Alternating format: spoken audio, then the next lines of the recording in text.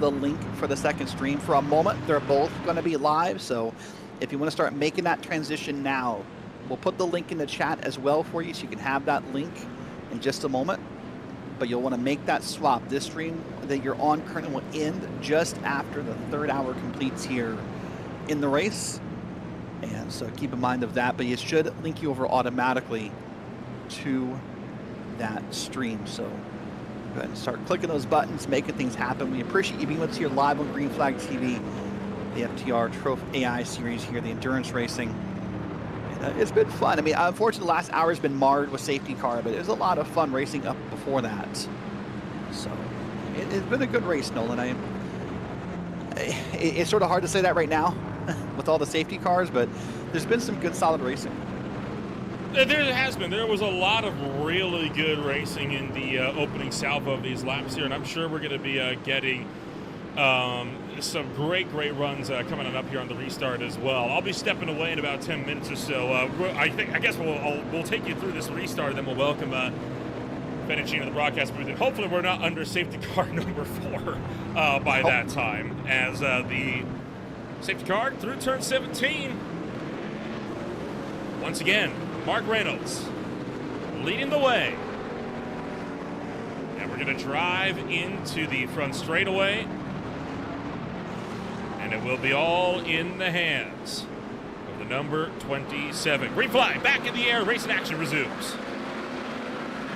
The car is already digging to the sides of the track, looking to find an inside edge or an outside edge into the first corner.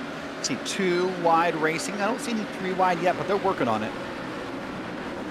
Down to the inside. There goes Alex King getting around into number 4 on the racetrack. Good run from him. Most of the GT3 field gets through clear. Of course, the GT4s still kind of biting their lips just a little bit here as Inosis trying to hold on for the overall GT4 lead. No immediate changes and no immediate threats to the TCR lead just yet. Nothing yet. And knock on wood, cross your fingers, whatever superstition you believe in. Pretty clean restart so far. Don't see anything. A bunch of 2 wide racing. That's a bunch of good, hard, clean racing. Nothing, no smoke, no contact, nothing yet so far in this opening lap. You had to say it. There goes the race leader off the road. Mark Reynolds going way out wide and off the racetrack. He'll rejoin 7th on the racetrack. Take a look. As Reynolds, this will be all by himself to boot. No one was even close to him. That's been my surprise takeaway for the last 20, maybe 30 minutes. Oh my goodness, just missed a corner there. Good save there. Yeah, pretty wild, wide line there, of course. But that's been my surprise the past 20, 30 minutes. And when I wonder, Nolan, I mean, this track, brand new to iRacing this season. In fact, we're now, what, week 9, week 10 of the season. So it's been out for about 2.5 months. But I wonder if the fact that this is a brand new racetrack, that maybe drivers haven't put as many hours they have into a Daytona, a Spa, a Sebring, a Bathurst, insert name here.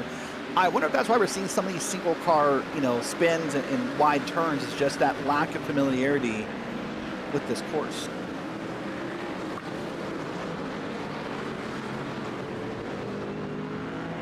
Well, we got 8 minutes left to go here, and there he is, RPM Racing Red down pit road, and just bad to worse for them, and a lot of damage on the front end of that car. Have they had a crash? Not one that we saw live, I don't think. They clearly have had something, because that damage I do not remember being there. This was the MRC by Quad Dash incident just a moment ago. They had a big slide way off the road. And that car was right into the business. They've had some kind of an issue somewhere. Maybe they have, and we just didn't, we don't remember because so much has happened over the last little while. But 3 hours, 7 minutes out of it. The GT4 Ambulance is on. There goes Eagle Speed Academy trying to retake it from Sim Party Racing. Through the corners of the bend at the track here, they nicknamed the bend, and a good pass on the inside by the green and white car. I think for a lot of drivers, this is a good time here to kind of get your feet back under you, you know, get used to riding the bike again, so to speak. You know, when you've been under caution for an hour plus, you have to kind of probably find that muscle memory again. And so a lot of drivers making some moves here. And yeah, lots of good racing here up through the corners. Well, the good news is for many guys, like, right, once you get a lap or two in, it's like riding the bike. You're not going to forget it again. But, man, this GT4 battle is really picking up. A lot of GT3 drivers trying to work their way through near contact as the wrong stuff of Ken Copeland leaned on the door of a McLaren, trying to squeeze underneath the Mercedes of Enosis, who leads the way. And he might get an opening here down the front straightaway towards turn 1. Yeah, and of course, turn 1 adds his most tracks, probably one of your biggest passing opportunities here, I would say. And so you'll see a bunch of drivers really trying to pick up that draft and then swing to the inside or swing to the outside and make that pass here. And here we go. Well, here we go as this fight going to keep on keeping on. By the way, the 218 machine of Treehouse Racing, a 10-second time penalty for them as they have found the wrath of the stewards for causing an incident. Yeah, I suspected once things got calmed down with the caution flags, there's going to be a herd of penalties coming in here because of just all this incidents we saw that's caused these past couple of cautions. They're going to have to be reviewed, but the stewards really want to get the safety car taken care of first and then probably worry about the rest of it. So I suspect over the next few minutes we'll have a few more to call off here. Ooh, boy, I thought he was going to back into him, and then saw he kind of stabbed the brakes. You could kind of see that car really just kind of almost snap sideways a little bit, probably from how hard he stabbed the brakes. This is Alessandro Penny here, and he's trying to work his way through part of our top class in GT3 Pro. Right now fighting in 8th spot, trying to get up to 7th. That is the RPM Racing Black Machine that was once leading this race at the head of the field. While all this is going on, you've also still got the battle for the GT4 Pro lead between Pablo Cabrera and Ken Copeland. That is going nowhere anytime soon. Well, and for RPM Racing Black, you really do feel for them. I mean, anytime you have a story like that where you led for the first long while, and then due to just, you know, the mishaps of the system, and then it piled in from there. You know, they're back here. I mean, they're not out of the race. You know, they're down they're down a few number of spots. They're down 5 spots from where they started. But anything is still possible for those guys. And you see also a battle here, and that's going to be back in our GT4 Pro. This is the battle for the lead. This is the one you were just talking about. And see how close they are, still tied together. One is hoping another makes a mistake, and each can capitalize on whatever they can find here. Third car in line, by the way, that is the GT4 AM car. Parker Dewham in the WBM white machine that is having a go at it as well. Fight for 4th is also on. This is in the GT3 AM category. And that was the Equipment Geek Racing of Brian Fratiane just getting around David Troskier for Sim Party Racing Omega. At this point, you know, we're near enough that time. We'll bring Fennicini into the broadcast booth as well, who'll be helping Terry take you with us through hours 4 through 6. Fen, it's been an extremely exciting race so far. Bit of an extended safety car period, but now that we're back to racing, I think guys have finally found a rhythm again. I think they have. Thank you for having me. They definitely have, especially after we've gotten through that second restart. The tires have gotten warmed up. You guys talked about it briefly. I'll touch back on it. I think the tires in the GT3s caught a couple people out, especially with how long they were under safety car. It still cools them down a lot more than even, you know, medium pace racing. So I think that's a big part, along with the anxiety that, like you said, talking about Derek. Tires there are going to be a big part, and I think they've got that rhythm down now. Tires are warmed back up. They can go to that pace that they were feeling before they were sitting in the car for an hour with that safety car. Yeah, you're right. I think it is both. I think especially as those safety cars stack, it probably more of that anxiety grew here, seeing a battle on screen. Well, this is GT3 AM. It's probably worth noting, by the way, that when we say AMs and pros, just like in real life IMSA racing, there is no difference in the car per se. The difference of AMs and pros has to do with the licenses and ratings of the drivers. So it's not unheard of, guys, that we could see, you know, a GT3 AM or a GT4 AM driver, you know, at the top of their respective leaderboards or close to it. You know, there's nothing about that car that's limiting them from doing it. So we'll see how this race turns out here. But a great battle happening here. This is for 7th and 8th in the AM category of GT3s, and I believe that's the car we saw turned around just before one of those safety cars. Yeah, in fact it was. And so a great recovery drive for them as they get back into it, moving up a little bit. This is a battle for 5th, and including a lap car. Specifically 5th in GT3M. Brooks Clayton for the Beer League, a name that Fan, you and I are very much familiar with. Oh, yes. And Brian Fratiane going at it, the huge-ass yellow machine on a slow crawl back to the field, trying to regain some of that lost ground while behind. Even further up the field, Sim Racing Grid Phantom Mark Reynolds led the way to the green flag. Unfortunately, went off track, dropped back to 6th, trying to beat back Gene Rubos of RPM Racing Black. Yeah, it's been a good battle since this restart here. And, you know, Finn, I want to get your thoughts. Obviously, as you said, it's a brand new racetrack to iRacing. I mean, kind of a brand new racetrack. I mean, 2008, I think, is when this track opened. So, I mean, in the terms of racetracks, it's still kind of a brand new racetrack. Is this an interesting choice for you to kick off a multi-class endurance season? It is, but it's one that it's interesting to me that it's like I would not expect a multi-class endurance to go here. You know, in real life, the big you know, kind of marquee names you see on this include Supercars, MotoGP, a few others as well. So seeing a multi-class endurance race as the opener is one of those things. As the battle for TCR in 3rd involves a BMW GT4 that has been spun off the road. Wow. It's Mikko Heikkinen, the Sim Racing Grid Academy Palladium machine. That car has been put through the ringer today, and well, they're going to rack yet one more incident up onto matters here. This is on board the Hyundai that kind of just took him out. I think it kind of just got pinched in, like just 3 went into 1, and it just didn't work.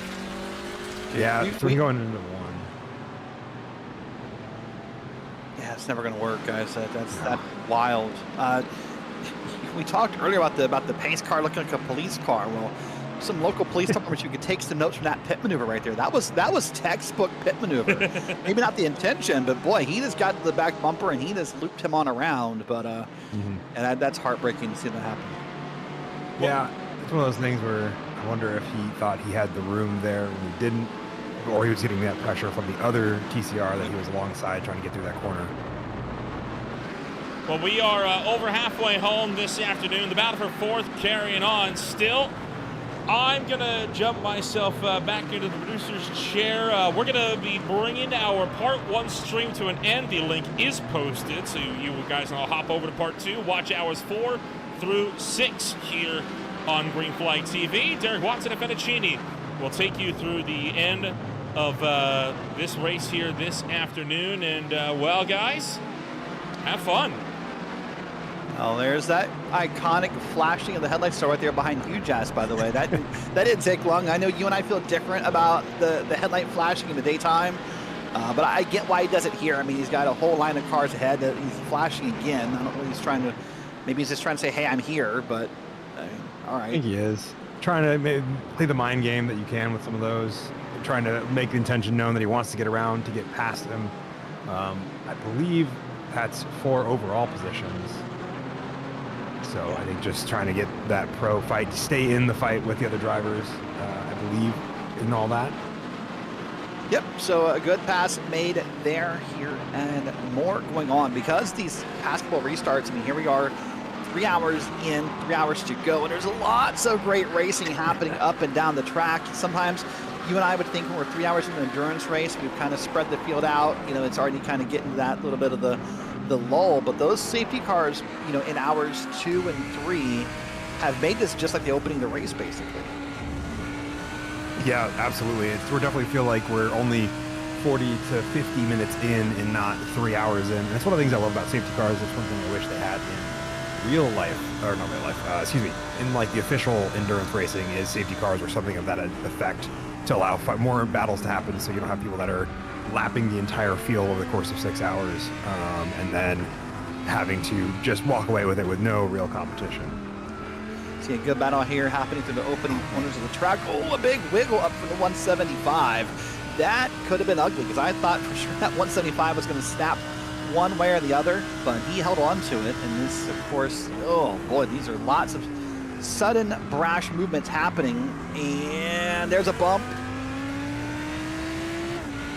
They stayed on track somehow. I thought for sure he was going up in the grass. I thought so too. I don't think it was as bad as it looked on the broadcast from the angle I'm looking at, but the battle here not at all over as they're still duking it out. The Lamborghini on Lamborghini fight, so no good trade-offs there in terms of how they get the power to the road as they continue to try to make their way back up towards the fight that Brooks Clayton just left them with. That's the good. So there's just still at the top of your screen. We're going to see lots of information coming in the next few minutes. Finn, whoa, hold on. That's a wild ride. Oh. Hits both sides of the off track and somehow keeps it on the pavement. Ooh, buddy. Oh, a fantastic save. Wow. And an understanding of that car to keep hold on. it from... Okay. I thought for sure he was going to get hit in the back end. I got nervous.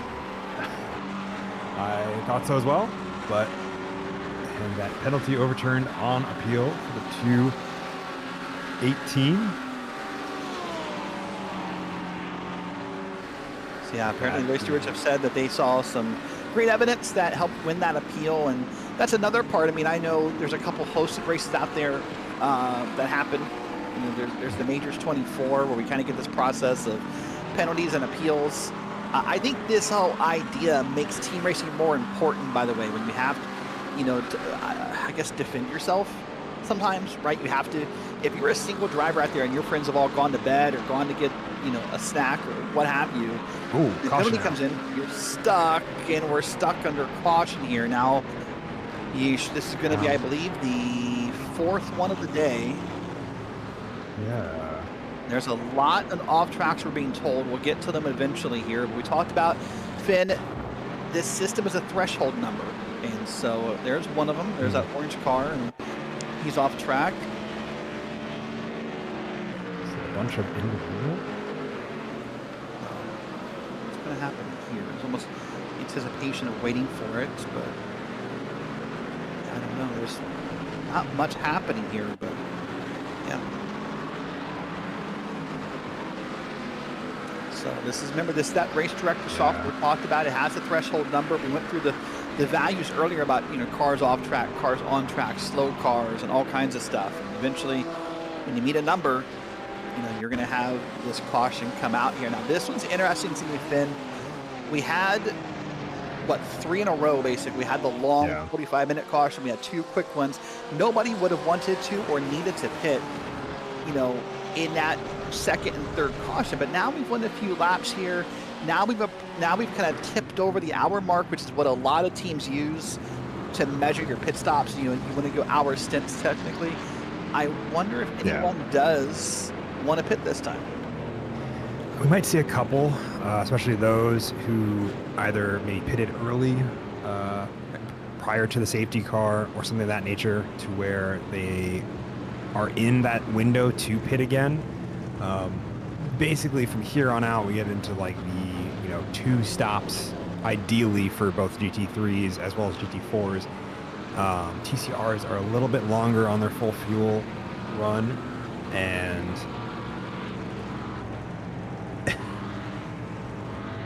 sorry, just trying to think what else. I think it would have to be 2 stops still. Some might come in now, but I'm getting the feeling most are probably going to stay out for a little while longer. But they'd lose the less amount of time here, so I think it's a trade-off. And I think the gamble you're playing, if you do pit here, is you're hoping you're lucky enough to pit under the last caution, right? That'll save you some time if you pit under this caution and you're a few laps ahead of the cycle. You know, who knows what that does for you versus the teams who don't. where does it kind of lean you out? Where does it put you in line when all is said and done? You're hoping you're the team who's lucky enough to do it correctly, so that whatever extra gas you have here or what have you, you can say, yeah, I did that correctly, and it saves you time on track when all is said and done. So we're coming around here to this 18-turn facility. We're using the international layout of the Bend down here in Austria. Remember, a race a month basically for this season for the FTR trophi.ai endurance series. Some fun races coming up here. So race control's already getting some cars lined up correctly to rear the field, so hopefully we're not here forever. That is going to be the goal. Like you said, fantastic racing. While we're at kind of, I think, what I would consider almost a sleeper hit of a opener, the rest of the weeks on this calendar over the course of the next few months are, I feel like, nothing but bangers. Yeah, you and I are on the same waypath. I was just pulling the schedules. Magny-Cours in a month, September 13th. Brands Hatch, Montreal, Sebring, and Barber are the other tracks here on this. So I'm going to ask you here, what in your mind, for the purpose of multi-class racing, what is going to be the easiest and the most difficult of the remaining tracks? I would say the easiest of the most remaining tracks is probably going to be Sebring. It's very wide. It's a very easy track to make passes happen with every corner, except for, I think, maybe the hairpin. Is going to be that one. I think the hardest is either going to be a toss-up between Montreal or Barber, at least off the top of my head. Brands Hatch will be interesting, but I think there's still got plenty of room to allow multi-class racing. It's so often, especially in club-style racing for that track, you see multiple speeds of cars working together there. So it'll be interesting to see how that one goes out. But I think, Montreal as well, just not a whole lot of good passing opportunities. Yeah, that, Montreal for that reason, no passing opportunities. I mean, Barber is more of a narrow track, obviously used way more for IndyCar. So that popped out to me. I think in the world of iRacing specifically, I wonder if Magny-Cours will be a question mark for some drivers. It's not I know it's been around for a year-ish in iRacing, but it doesn't feel like it's one we hit all the time. And so I wonder what that will look like. Here's a replay, by the way. This is what we were looking at earlier. This is that pit maneuver. This almost resembles one of the caution periods we had earlier, where it's like, again, we were almost 3 wide here, but they had a whole other half a track available right there. Yeah, they definitely did. I'm super curious if there was just a miscommunication there between all the drivers on where they were supposed to be amongst all that. There's a little bit. Yeah, there was a prismatic car making contact, so we're going to see a bunch of small contact. And what we're looking at here in the replays, we talked about the value system of how when a caution comes out and just kind of adds up and builds, and I think the different car contacts, the slow cars, the car spins, the off tracks, we eventually just kind of sprung a leak, so to speak.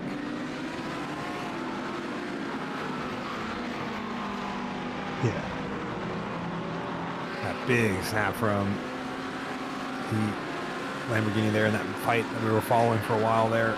A great catch still. Yeah, that was sad right there, because that was a great battle that was happening between these two cars. And I was trying to look. Let's see in the slow-mo here. He didn't really catch any curbing. I mean, the car in front of him caught the curb.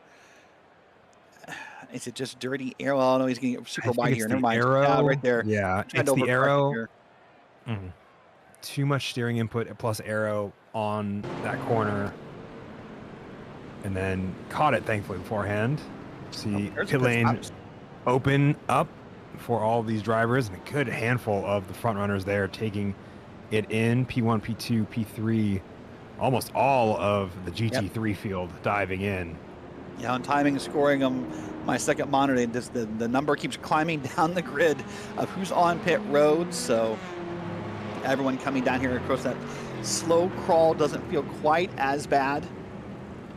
When you're under caution already, it doesn't feel like you're losing as much time, but still a pretty slow crawl compared to what you're doing on the road course. Yeah, a very different speed as we watch all of these cars pile into their boxes.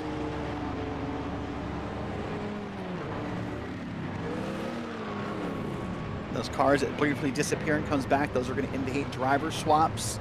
So I think that's a good idea, by the way. I mean, you've had a driver in the car possibly from your last 4 safety cars, probably a little antsy, a little stir crazy, you know, maybe a little annoyed by the breaks you keep happening. It's not something a road course racer typically faces in iRacing. So why not swap it out, get a fresh head in there, you know, and see if you can kind of just get a fresh point of view. To be fair, it's also an interesting distinguishing marker. We don't see it a lot in road course officials. Most of the leagues I either have raced in now, or commentate for, usually have some kind of either safety car or, you know, heat feature format between them. So I think it's a little more common for some of the league goers that are very used to it, but not as common for, like you say, those who are just big road official drivers who don't do a lot of time in leagues that don't experience safety cars in this manner or as frequently as this. Well, working a caution yet again. Now about to approach 2 hours and 45 minutes, and of course, this is a deep contrast to what you and I did for the FTR Cup about a month ago, when you know, they wanted to test this system out, and for the life of them, no one wanted to wreck a car, so they didn't get to test this out, you know, a month ago. And so I think now we're kind of getting, you know, the bolts tightened and everything happened here. So Derek Watson with your Finicini next to me on color commentary. Nolan Rimple's moved back in behind into the producer's truck, pushing the buttons. I tell you what, you guys can hear Nolan. Nolan loves to talk though, so we'll hear Nolan. We'll convey Nolan on our own voices for you. But we'll hear Nolan all day long in our ears. By the way, if you want to check out some other racing as well, Lucas Moody, Daniel Bouchard, over there with Howie Burrows pushing the buttons. They're live with the Velocity Online Racing over at New Hampshire. Tonight, the SRA, the Gen 4s, they're going to debut at Daytona. First time using the Gen 4s. The Classic IndyCar Series tomorrow, Nolan Rimple and others. I'm here for Blazing Pedals at Milwaukee. And then for the boys at Cars Tomorrow, that's a wild car, no restrictor plates, a car model used back in like the late 2000s, early 2010s. High Tide Racing League, OMSRL, and then we have Premier Sim Racing at the Milwaukee Mile as well. So lots of racing upcoming. Finn, we're up over 40 broadcasts alone just in the month of August. Fantastic stuff. Plenty of racing to happen at Green Flag TV. Also point out, I don't think it's coming up this specific week, but I might be wrong on my own scheduling. There's also Beer League on the same night as PSR, just after you guys. Yeah, during the race, in fact, you guys offset by like an hour. Yes. Thereabouts. I'm going to put you guys on the spot. I don't know that this has happened. And have they announced the Beer League track yet? I just saw it rolled a couple of days ago. Going back to look at it, I think we're going to Circuit of the Americas, according to this. The Grand Prix circuit. So that is a wild. That is the course that is very a polarizing road course. There, you either love or you hate COTA. I've never been anyone. I'm okay about COTA. I think one of I might be the one person who's like, it's all right. It's not the worst. I think it's a lot more fun when you have a downforce car, which I think is what it was designed for. It is something that has the ability to handle those corners a lot better than, say, the GT cars we're seeing today. So for Beer League, which is currently running the Super Formula Light, I think it'll be the best experience they could get. Yeah. So if they had gone there with anything else, I would have been like, that's going to be a time. But about a year and a half ago, I ended up at a trade show working alongside Justin Prince, and we were walking some mostly new sim racers. And they were doing a hot lap challenge with the F1 car at COTA. So I watched people drive that track for like 2.5 days, 8 hours a day. Ooh. Nightmare fuel. Nightmare. Do you think the track light is the nightmare fuel, or do you think it's the drivers that were the nightmare fuel? Oh, it was a little bit of everything. It was the track. Right. It was some of the things you saw on track.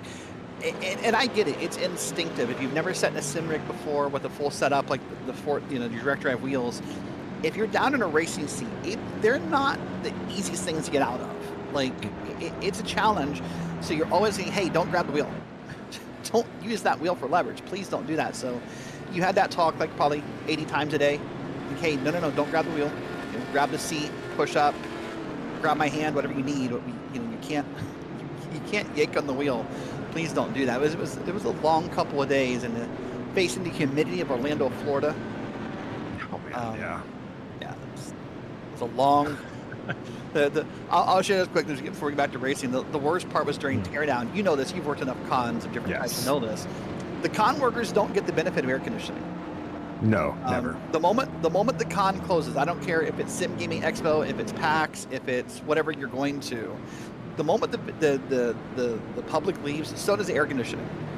So Justin and I tore down 2 sim rigs, packed them up in crates for shipping the whole 9 yards, in humid Orlando weather in this trade show floor with no AC.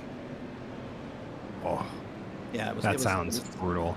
Was brutal. Well, hopefully not much more brutal will be the safety car period. The lights on the pace car. Let's see if he changes this time by to cross the line here. I don't think so. Nothing indicating that so far. But the pit lane is labeled as closed.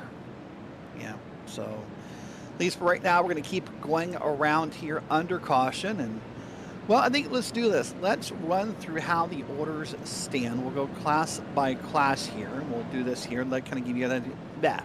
Kind of give you guys an idea of where. So we'll start with GT3 Pro. Up 25 spots currently is Empire Racing Cookie Dough. One of my favorite names. That's AM. I'm sorry, that's a 1 in front of that number. That is AM. Yes, that is AM. They stayed out when most of the field went in. So right behind them, I believe, for the GT3 Pro. Yeah, it's the names on your screen. So let's try that. World of Racing is up in P1. Sim Party Racing Delta in that 44 car. They're having a nice recovery. They had some problems earlier. Empire Racing Vanilla. That's the Empire Racing I'm looking for. They're back in 3rd. Then Flaming Ford Skin Racing. That's, you got to be careful you pronounce that right. And then RPM Racing Black is back in P5 here. So before we do the top 5 of the AMs, let me ask you this, Finn. Right under one of those restarts, we saw a TCR leading on the restart. It won't be as scary with a GT3 AM leading the restart as it was the TCR, I assume. No, I don't think it'll be as bad, especially because a lot of those cars behind the GT3 AM is more GT3s. I think a pair of GT or TCRs leading away, that was a big part of the bottleneck that we saw in that 4 or 5 wide restart. But we have a couple of GT4s in there. We'll get to them in a second, in between the GT3 AM drivers and the overall GT3 Pro leader. All right, you want to take it through the GT3 AM since I had sort of spoiled the lead here? So you got Empire Racing Cookie Dough up in P1. They called them off. Yes, you have them. I tried to talk, and then I realized I didn't turn my mic on to talk, and that is the problem. Eagle Speed Academy Esports is going to be in the second there. That 177 Corvette is going to be a little ways back from the GT3 AM leader in terms of racing there. Stage 1 in 3rd. Sim Racing Grid Gold is going to be in 4th, and then Sim Party Racing Omega rounding out the top 5. 2 Corvettes, pretty fantastic. Empire Equipment Geek Racing in 7th. Huge Jazz in yellow in 7th. Pegassi Motorsports Bravo in 8th. Prismatic Motorsports Minerva in 9th, and then Pegassi Motorsport are your 10 GT3 AM drivers. If you're curious how to spot which one is which, the color codes will help you. The numbers will help you as well, because even within the classes, the numbers help you. For the GT4s, the 1s are GT4 Pros, the 2s are GT4 AMs. So now we'll take you to the GT4 Pros. So Alameda Racing Academy is up first. Then you go back a little and you find Enosis Sport. Then you're going to find the Wrong Stuff, one of my other favorite names out here. And then you'll find the Sweden Esports in 4th. And then you'll find Cardin Racing back in P5 for GT4 Pros.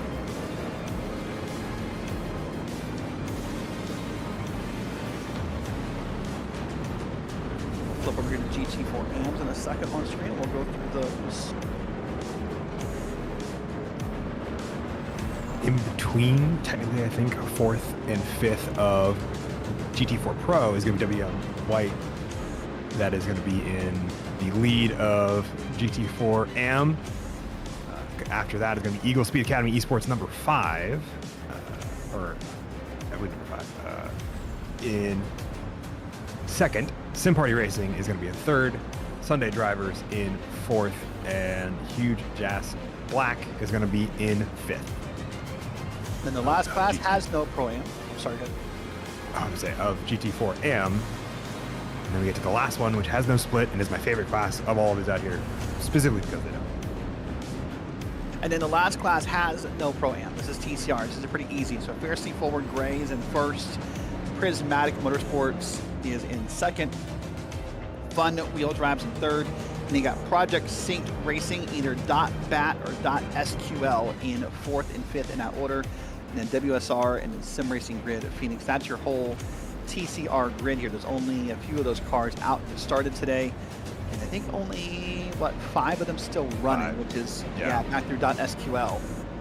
.sql is one lap off the rest of the field. So they're going to hope for something cool to happen if they want to get going. The lights in the pace car are still on as we approach the 100 board of this corner. And I guess this is the question I had thought of earlier, and I wanted to approach to you, and I guess we can do it under caution.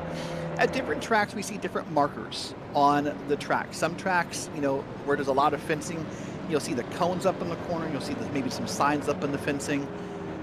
Some tracks like here, you see kind of the signboards in the grass. Do you have a preferred, if Finn were to build a road course, and what would your what would your brake markers be to help you kind of find that spot? I think if Fenn was building a road course, if I was building a road course, it would look more like a Hot Wheels track than probably most real life road courses. I think it would be the amalgamation of the 50 boards, but also if there was fencing, a marker, whether that be more boards or either something there to also mark it, and then last but certainly not least, also a line, like a little marker on the rumble strips or the curbing on the outside to delineate it further, just so it's super clear. One of the things I have a frustration with in VR is sometimes the way that a lot of people like to recommend looking at something is not an ideal way to look at it in VR because of whatever reason, even though it's a lot easier usually in VR to find stuff. I always have to just build my own. I never have the opportunity to utilize someone else's. Got a question from the chat from Royal Kebab, who's part of Sim Racing Party. What some of our favorite livery in this race is so far? Oh boy. My answer is going to be a little different than I think most people think. As a commentator, I love predictability, and I love something that stands out so that I can call your car without thinking about it. So part of me wants to say the huge ass cars, just because that blue and yellow is so iconic. It's used every race they do. There's a couple other teams out there. They're not in this race today, but Olympus Esports is a pretty common one too. They always have that same look to them. Prismatic is getting there for me into my head. So I like stuff like that as far as my favorite paint schemes. I mean, I'm also a nerd for when people use the color that you should expect to see on the car. Like earlier we watched that Lamborghini battle, and you saw the green Lamborghini. Yeah. So I'm a nerd for those things. I don't know if you have a favorite so far, but that's what stands out to me so far. Yeah, I'd say Prismatic's one of the big ones. Much like you said, the ones that I can easily find just by looking at them and going, oh yeah, that's a Project Sync Racing, because it's the black and white with either white or yellow side mirrors, and that's the easy way to delineate it. Another one being the Sunday Drivers, more people I know from Beer League, but also that almost not quite camouflage, but the cubes of various colors, I think is another big easy one that I can point out when I'm looking at any part of the racetrack. So very similar vibes. I don't think I have a specific one I'd love to point out as the one, but the easily delineatable ones are my favorite. Well, lights on the pace car are finally off. We're about to go green flag racing once again. So this time, as we said, it's going to be a GT3 AM leading the field.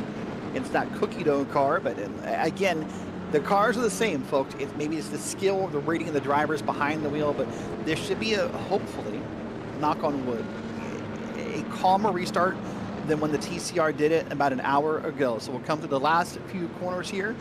Glad you're with us here on Green Flag TV for this endurance series. Derek Watson, Finicini on the call. Nolan Ripple pushing the buttons down in the truck. You can be with us all day long if you want to, between ourselves, the IndyCar race, the SRA. You can sit back and grab some popcorn, some iced tea, some ice cream. Of course, you got lined up some Twizzlers, I guess, and enjoy the day of sim racing. We'll come down this long straightaway. The pace car will make that turn to the left. We'll wait for the green flag to see if Team Cookie Dough can get out in the lead as we're green flag racing at the bend. Fantastic launch there from Sim Party Racing Bravo. Oh boy. Oh, multiple sets, 2x2. Look, the ants marching in, down into turn number 1, now up through these winding corners, and so far, so good. A couple cars going super wide through the corners. You see that green and white car, he went ahead and got super wide and gave space, and now 2, almost pushing 3 wide here, Finn. Not a part of the track I want to be 3 wide at. Certainly not as some of the higher speed corners. Oh, that's a save of the month. How do you do that? And there's like, well, he had contact afterwards, but the save in of itself, oh, wow. We're going to stay green for now. Ooh, buddy. That was maybe one of the Empire cars. Yeesh. That will be a replay moment coming in a moment. Let's let this first lap kind of chill out and get sorted out completely. But I mean, look at them here now in a line, and there's another set of cars. Remember, in this series, each group waits for their own green flag, basically, Finn. So just because we saw the jump on the GT3s, the GT4s and the TCRs still come around and catch their start line individually. Yeah, I think it's a bit of an interesting point, especially because we had some of the GT4s stuck in the middle of the GT3 battles. Right. But they've all, I think, gotten underway pretty safely outside of that one spin of the Pegassi, I believe it was Pegassi Motorsports car.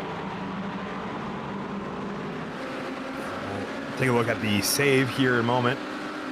This is a wild ride. I was impressed by this to the very end. Watch the handling here in the car. Yeah. It's going to be an interesting one, especially as he gets a little bit on the grass there. Rotation happens, catches it, ends up flying off the track as a result, and then he comes back into the middle of the 69 car, which pushes into that Pegassi Motorsports Porsche that you saw spin on the restart. Boy. Here's going to be a pass for the GT Pro lead, by the way, for the fours, yeah. And this big conglomerate of cars, this gaggle of cars, if you will. Right there's the pass. It's going to happen here, and he'll get the inside run in the corner. And done.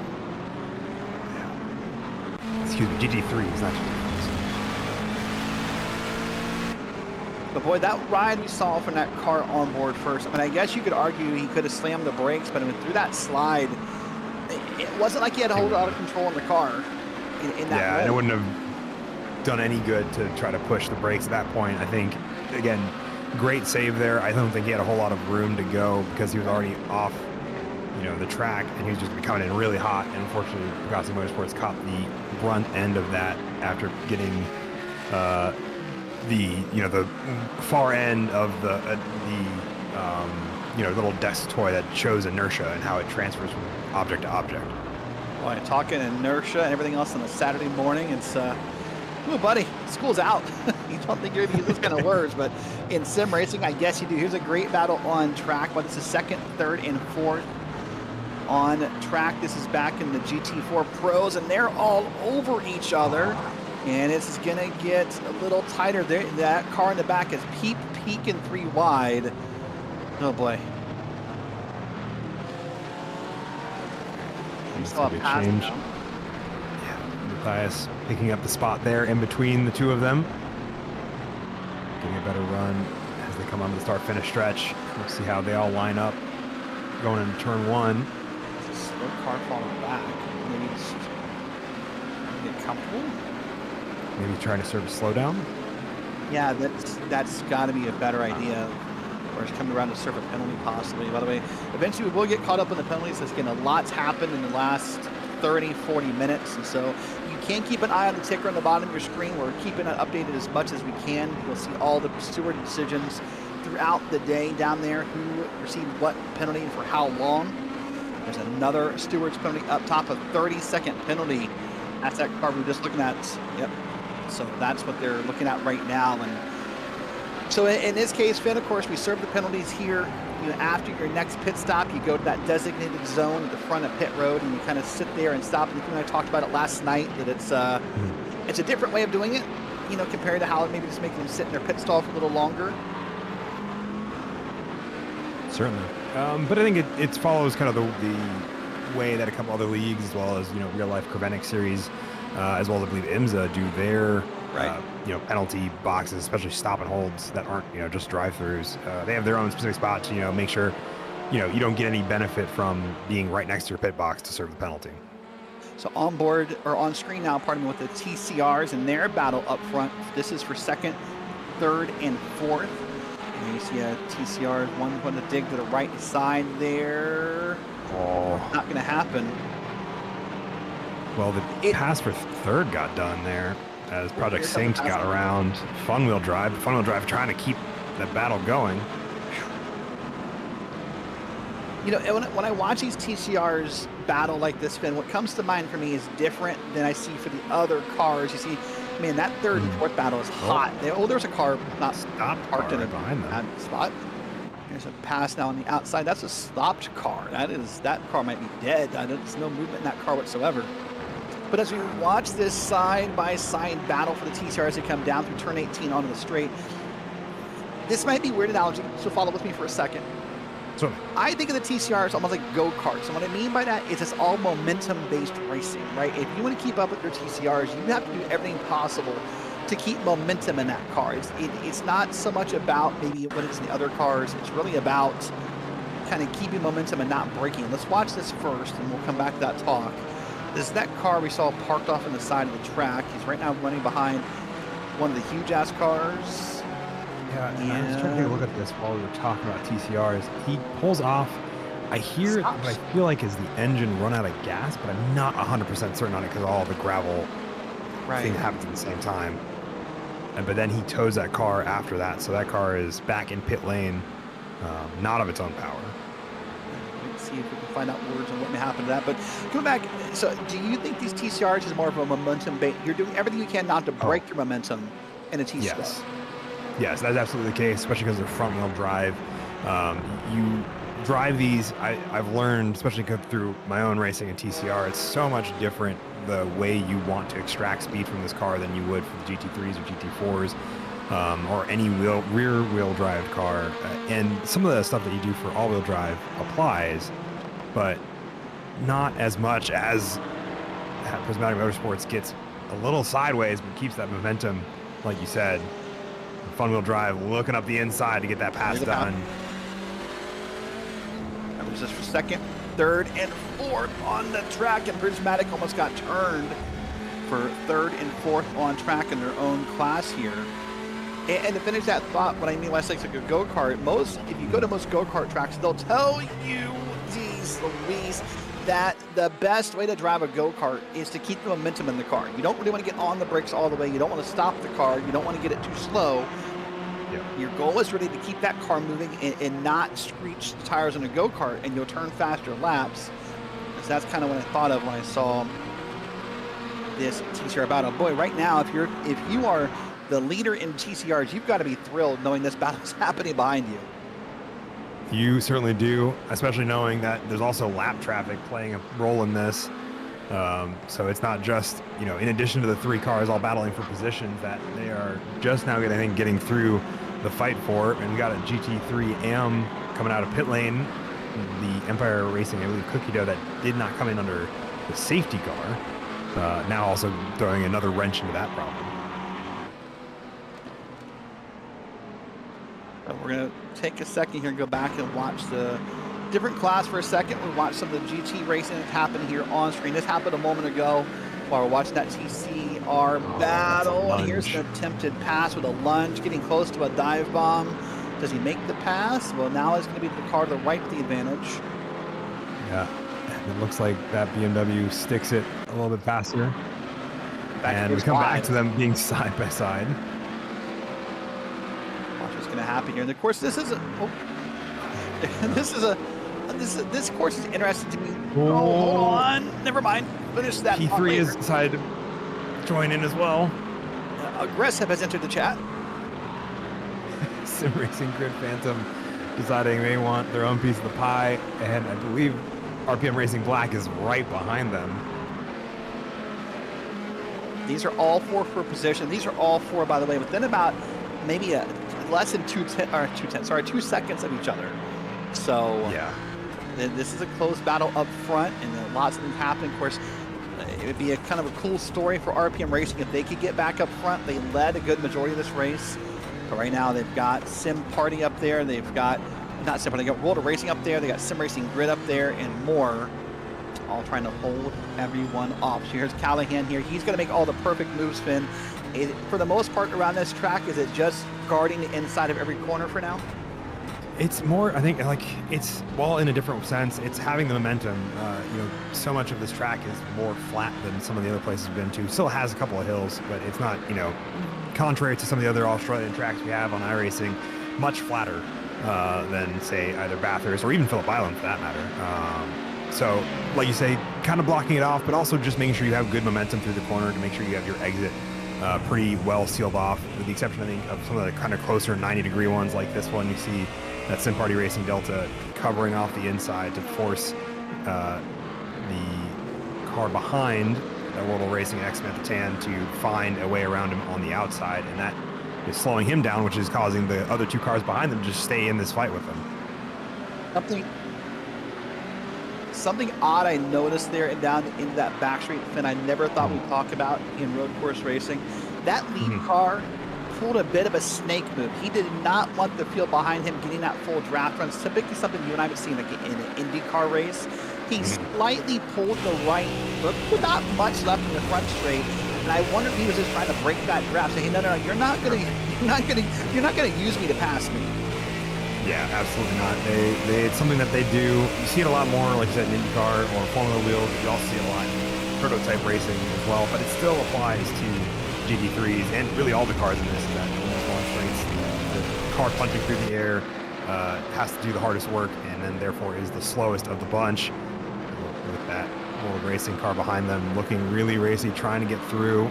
But now they're slowed up, and they're going to slow up that Sim Racing Grid Phantom behind them for third. It's going to be a replay of what happened a moment ago. There's another car wildly wide. We've seen that more than a couple times today. It's been that same corner, I feel like, that's caught a few drivers by surprise.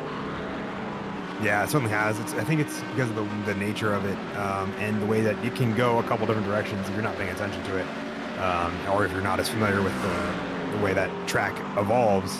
Definitely one that you can get caught out on pretty easily. Oh, there's a pass, by the way. I mean, not a pass. There's an attempted pass. Yes. Boy. And we go back to the winding corners. And let's see. Now, this is an interesting track, Ben, and for a bunch of this track, I feel like we go left, right, left, right, left, right. For example, we don't typically see too many corners of the same direction in the opening laps here. So it really doesn't give an advantage to either car in this scenario, because you're the inside of maybe turn 1, you're the outside of turn 2, for example. Yeah, you're on the inside of 1, outside of 2, inside of 3, and then you're in the outside of 5. Like, it just trades back and forth. It's one of the things I really love about this track is the amount of back and forth you can get, because there's not like 5 right-hand turns up until the middle of the second sector, and then it's back to a bunch of left-handers and right-handers until the 2 last corners. Well, let's do this. We're going to stick with you. We're not going to step back, but I want to ride on board from P4 in this battle, and I want to see what it looks like from a driver perspective for a second. And this will be a different view. We're going to start there at the line, but I want our viewers to kind of see what it feels like in the car, how tense it feels, what it looks like. Well, that current driver leader has been given a 10-second time penalty. Certainly has. If we can figure out for what, give me a moment here. Really? I mean, for causing a collision earlier. So then again, that'll be applied to the next pit stop as, boy, this gaggle of cars gets thicker and thicker. So here's on board. Gosh. Oh, threading that needle. So walk us through here, Finn. So down to turn 1. Is this your best passing opportunity? It's one of the best ones. There's a few ones on this track. This is a great one here if you get the inside line and a great run through the braking zone. Turn 1 is a right-hand 90-degree turn, immediately followed by a left-hander. Then another right-hander, kind of like this open hairpin. It doesn't quite go 180 degrees, but it's darn near. T4, T5 is going to be a pair of fast right-hander followed by a left-hander. You can see him drive through just now. And then it's going to be a little bit of a straight, and then you're hard on the brakes. You've seen passes on here. Here's another good opportunity. We saw the attempt couple laps ago from World of Racing as we follow through with this RPM Racing Black FTR driving through now. It's going to be a series of right-handers, T7, T8, T9, and T10, but T9 and T10 are a little bit off what you would expect for it. You're braking throughout these, but it's like a trail brake. You're not really hard on it. You're just enough to get that car rotated and not flying off the track, but then you then have T11, T12, a left-hander followed by that immediate right-hander. We've seen this cars go off in that corner a good number of times because of how much you have to brake there, which is a little bit off kilter. RPM Black having the look as we get into turn number 12, and then we're going to have number 13, and then we're going to end up going to the left again for a couple rounds, which is going to be that turn number 14, turn number 15, and then immediately it's back to the right with 16. Another good braking opportunity or passing opportunity is going to be these final couple corners before the start-finish stretch and getting a good run onto it. Kind of almost not quite a double apex. It kind of feels like it, but when you look at it on paper, but it's definitely not. One over 90 and then one just under 90, and then we see them get back on the start-finish stretch and a lap done and dusted with P4. There you go. That's a lap around the bend. From the driver perspective of our driver, Finn Achino, taking us through the course and looking at the corners, the passing opportunities, and more. Now, something I noticed here, Finn, and I've had this talk a few times privately about, where the tracks are located and the common use of names or numbers. Now, maybe you have more than I do. According to Race Lab, in my track overlays, I don't have corner names for this track. So I don't think it has any. But like you said, it's only been around since 2008. And it's one of those things, I feel like the longer a track has been around, there is more names as more things happen that deserve names on a track. You look at Spa or Le Mans or, any of the other really tenured corner tracks that have corner names for everything that has happened at them. I think we'll see names pop up on this track over the next 5 to 10 years as stuff begins. Really big stuff happens. Yeah, that may be penalties, by the way, up top of your screen for one of the GT3 AM cars, a 20-second stop and hold. So you'll see that happen here. That stop and hold penalty area right there is just past the lighter beige-ish colored pavement. Cars are required to stop up in that area and sit still. That's what race control is designated pre-race as the penalty box, quote unquote. So you'll see a few more penalties pop up there, and that's where the drivers do have to serve them. And I know a talk we had a couple nights ago was about how corners are named, and it feels like for some, maybe not even North American, maybe just American racetracks, we tend to name our corners by the S's, the bus stop, the 90 for the Watkins Glen is the 90-degree corner. We sort of give them very obvious names, right? It describes the corner, but then you get to other types of tracks and you have corners that are, or even straights that are named after famous drivers, named after important moments in time. There's a car that went off track and down to the pit road. That might be close to an unsafe entrance of pit road. Let's watch this here for a second. Be a collision with that black. Oh my God! Way up in the sand, or what you have to the gravel. And got it back on track. That car was up on at least 2 wheels off the ground. Watch. Absolutely. Wow. It's gonna be a different moment. Yeah, now looking at the new net race leaders as Callan has brought that number 44 in to serve its penalty. This is the GT4 Pro you're looking at here. These guys are running all around, still nose to tail. We've been green for a while now, so the fact these guys are still right here together just gives a compliment to both their driving, that they're both still stuck together. Yeah, Cardin Racing, who was a little ways back, has actually pushed through P3 and P4 now to bring this fight to Sim Race Sweden Esports. That Aston Martin that you can see off the tail there of that BMW GT4 as they come across the start-finish line is, I think, a battle that's going to be heating up as they try to find their way around to take over the lead of the race. Good battle happening here. Get that long straight. It's odd. I feel like we don't get to use the word draft in road course racing that often, but with how long that straight is, how do you not get a draft there of some kind? How do you not make something happen? And in fact, what came to my mind, I was telling, earlier when Austin Edstrom was here with Nolan, I said, I often look at these races from the team manager, that point of view, and I'm like, dude, if I need to save fuel on a run, I'll just get behind someone every front straight and just kind of draft behind, and it'll save you something. Maybe not a lot, but hey, in endurance racing, drops of fuel matter. There's a couple passes happening here on track, but that front straight is wild. Empire Racing, Cookie Dough trying to find their way around this battle for the lead in GT4 Pro. Cardin Racing trying to find every opportunity in those braking zones. None of them paying off for them, and they still sit behind Sim Race Sweden. It's got to be frustrating if you have the pace, maybe not the fuel game like you're talking about from that race management and kind of team owner strategy place, but raw pace is also important in these races from time to time to at least give yourself the track position to then worry about the fuel management after you have no more cars to get around. So still a battle happening here live on the screen here, just over now 2 hours to go.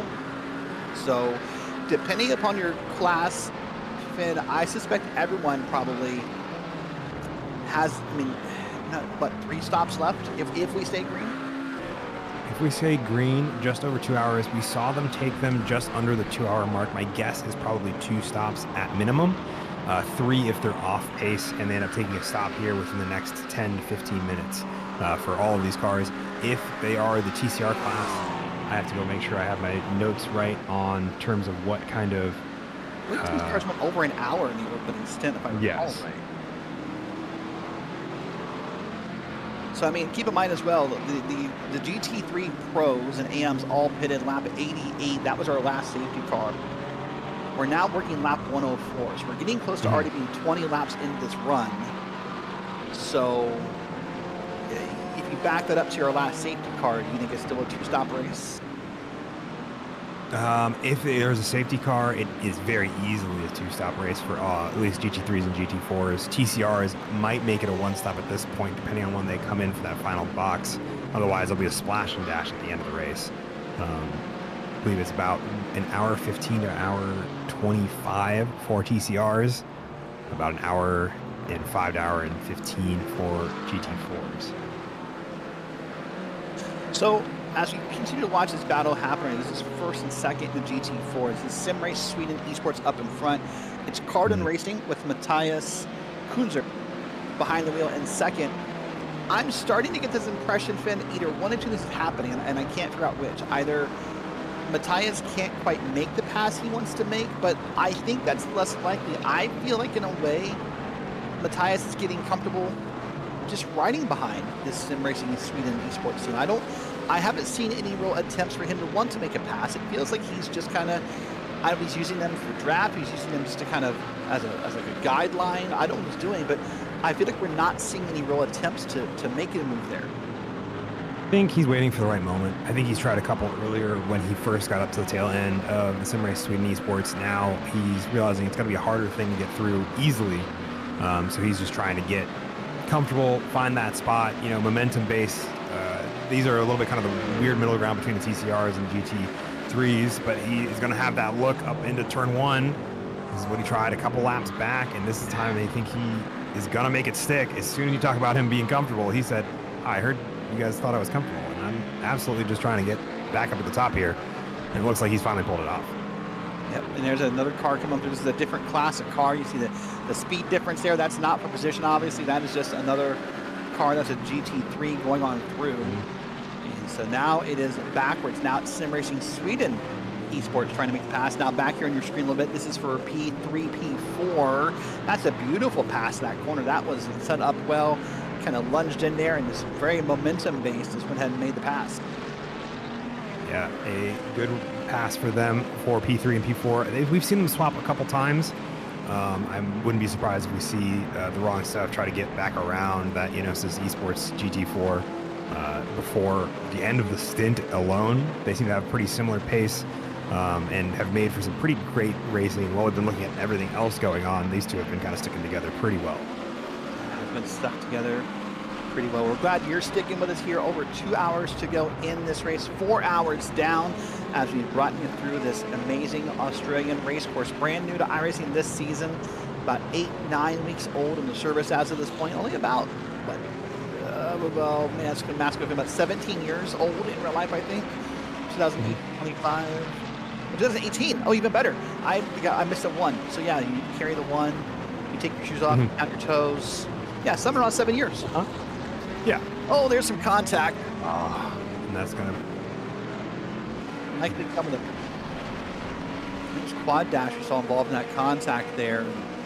That contact's going to come with a side dish of a time penalty, I'm pretty sure. Yeah, I would have to imagine, especially given the impact it had on the wrong stuff. All right, let's try this again. That's SRM Motorsports and Ryan Huff that's going to get spun. We're getting different info in our ears, and let's watch it again. He's trying to get around the GT4 with the wrong stuff, and then on the inside is going to be huge-ass gold that turns him, and then he gets into the side there of the wrong stuff as well. So, and this is tough. Watch this here. I mean, he kind of was. I don't want to see he pinches the huge-ass car in the corner, but like. I definitely think he thinks he's clear when he isn't. Right. You could almost argue he comes across the nose of the huge-ass car. It almost looks like it. It definitely looks like he's trying to make the corner at that point and does not give that room for the car who has been there for a while. But we'll see what these stewards make of it. Yeah, that's interesting. At first, I thought it was very clear-cut when we saw it live. There's going to be, contact and penalty. But that time, as you watch the replays, I'm not quite sure what I think of it now. Who's going to be at fault for what will be the question here. And we'll get back to live racing, see some battles. There's a penalty up top. That is a different one. That's in your GT3 Pro. That's a 10-second penalty. And, Finn, when the day started, I saw the first couple of penalties kind of roll through, and, the 10s and 20s. And I think the harshest one we've seen is a 30. I thought for a second, that's going to be harsh if you're a team who gets a penalty here, 10, 20 seconds. But, I mean, honestly, with the amount of penalties rolling through, I'm not going to say they offset each other. That's not the case. But the more penalties that happen to different teams, the less yours hurts. Yeah, certainly. Especially the more that they seem to kind of roll through. It definitely makes it to where it's not as big of a deal. And, it's kind of like how it happens in officials or real life racing. It becomes less of a, oh man, it's the end of the road for our hopes at, getting a podium or a victory. When everybody else also seems to be having, warnings or penalties. Yep, there's a warning, speaking of which, good transition there for Sandro Penny. Final warning for moving under a braking. So no penalty, but a warning and a final warning are being told for him. So Race Control has handed out a few warnings today. They've also handed out a few no further actions, but boy, it's been a busy day for Race Control. The Discord rooms for steward announcements and contacting the stewards has been a busy place. That it certainly has. It was busy even before we got in there to take a look and as well as commentate. And I was just kind of following along both in the broadcast as well as the stewards room. And I was just like, man, I feel like every time I come back in to check on the stewards room, there's something new. Yeah. Wrong stuff, we're being told, has gone around. Let's see if they found a corner that had the right stuff in it. I don't know. But I think they just got too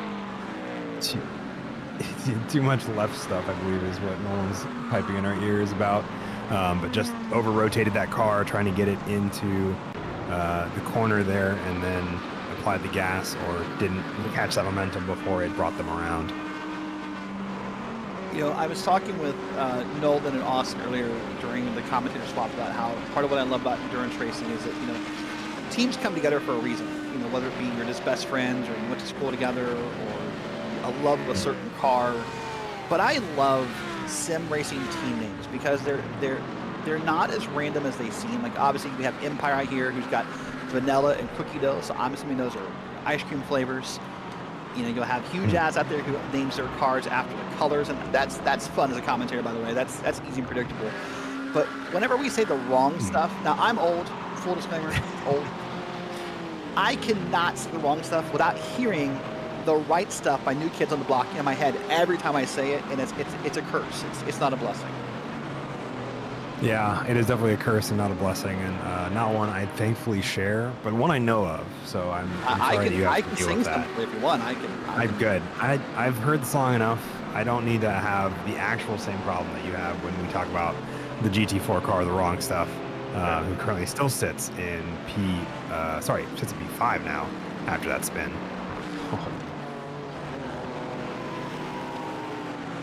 Well, in the battle right here, this is still a GT battle. This has been a great battle all along.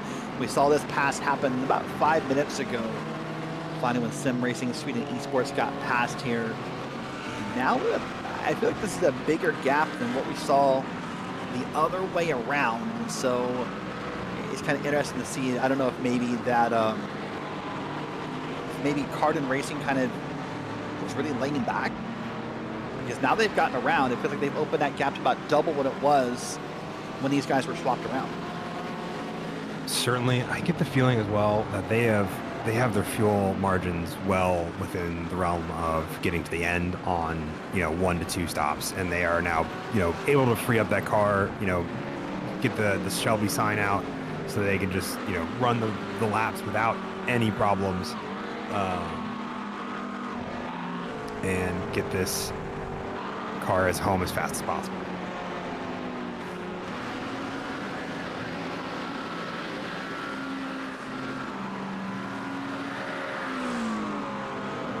Watching here, another great couple of battles happen down the straight. Let's go back to a replay here. This would be a good, another gaggle of cars, a side-by-side pass here. All looks good so far, but the fact we're in a replay tells you something's coming, and there's the spin.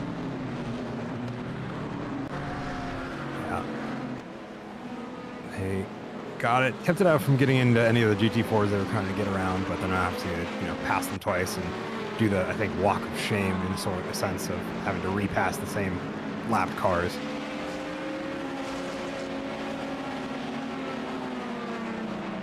Let's get another replay. This is Huge Ass off track, and so far so good. But I know we're not here just to be off track. I don't think.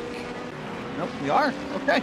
Our producer got us that time. Usually when he picks a replay for us, man, it's someone's spun, someone's hurt, someone's broken. That was just a simple off track there for that moment. So, speaking of that Huge Ass car right there, let's do this. We're gonna go on board.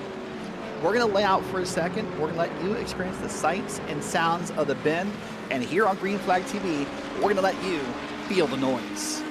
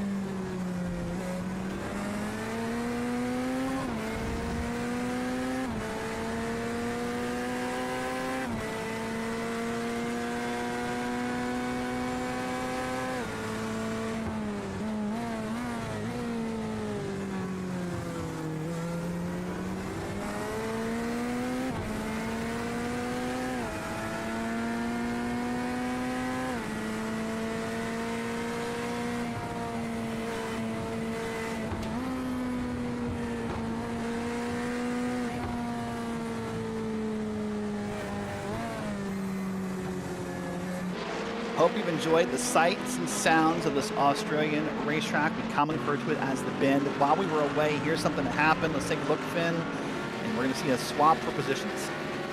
And we're going to see a swap for positions here. It's going to be, I believe, just a great run for this Audi on the braking zone.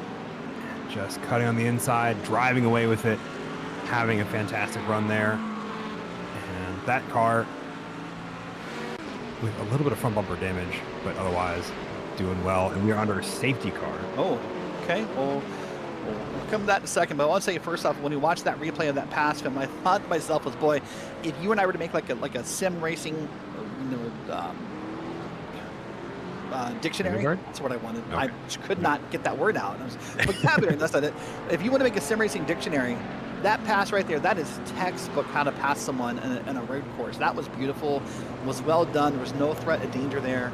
That was a great path. That was P6 and P7 in that class, by the way. But now we're under safety car. Wait, so we can find out why this will happen just under the 2-hour mark. Let's watch a couple replays here. I think it is likely going to be accumulation. We'll see here for these drivers as they try to get around that Sunday drivers GT4. There's a bit of contact there.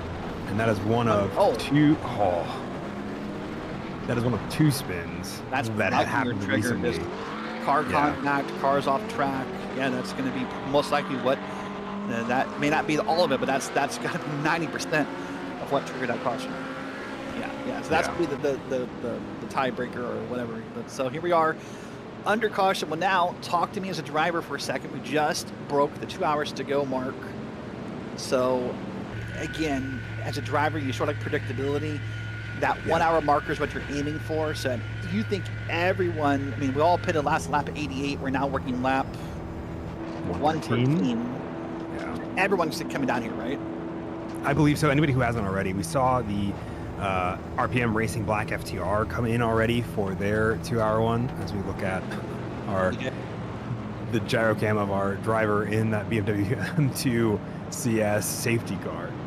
So I think we'll see a big portion of the field who haven't come down already come down to pit road for their probably second to last stop of the afternoon. Do that here after pit stops. By the way, we're going to introduce you to the pace car driver and give you the lore.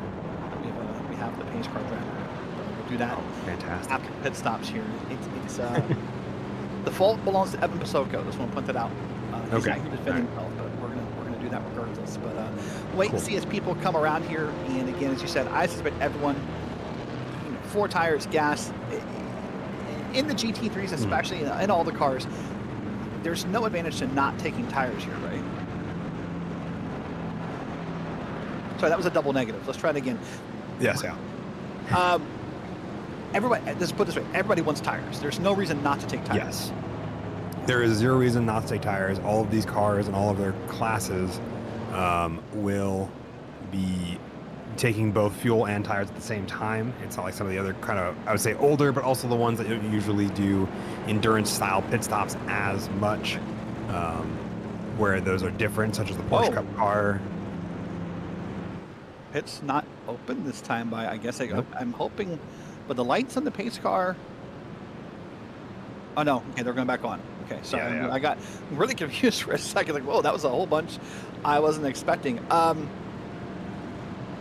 Yeah, last night on the RC Esports Network, and I know separately you raced in the Portimao race last night with the old E cars. Those cars, you do gas and then tires.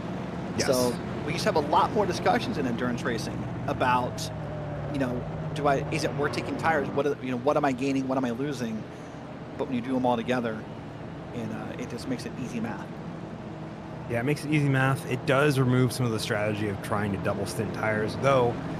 Most of the tire models these days don't really look like they could last more than one stint without heavy, being way more careful. That is going to cost you more time than just taking new tires, especially as there's no limitations to the amount of tire sets you can have at any one time. Still no reason not to. All right, well, let's do this while we're waiting to come around again here. So briefly, we had the camera shot of the pace car driver. So maybe you weren't tuned in here for hour 2. So when Evan Pasoko and I called the Brickyard 400 a couple weeks ago, obviously we have Barney the Flagman. Well, that night, the Twitch and YouTube chats for the iRacing channels decided we should name the rest of the cast of characters for iRacing. You know, the pace car driver and everybody. We didn't get that far. But then the suggestion came in from chat that all the characters need to be following the Barney theme. Now, I would have went Andy Griffith because, again, old. But the chat decided we were going to follow the Barney and Friends theme of cast characters. I don't know how deep your Barney and Friends lore is. Like the dinosaur Barney? Yes, that Barney. Yeah. Okay, yep, okay. Then the lore is probably locked away in the fugue state that is my entire childhood. I'm sure it's there somewhere. Fair enough. So when we left the broadcast that night, we decided between either Rift or BJ because both of those are characters in Barney. I'm more of a fan of BJ. But I said out loud, I realized what I said. Maybe yeah, I was about to say, Derek. I think Rift's the better pace car driver. I would have to agree. I think that would be the one that makes the most sense, at least. Yeah, I like that name. That's a good name for the pace car driver.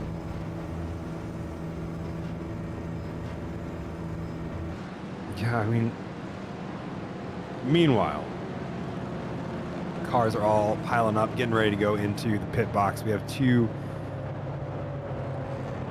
more corners before that pit box, that pit lane window. And there's going to be a whole gaggle of cars from GT3s, GT4s, TCRs, all within the top 10 of those behind the safety car. You see the leader peel off. You're going to see a bunch more follow behind them as we have cars going off. Trying to catch up, I guess. Yeah. The race is on. The race is, it's going to be soon.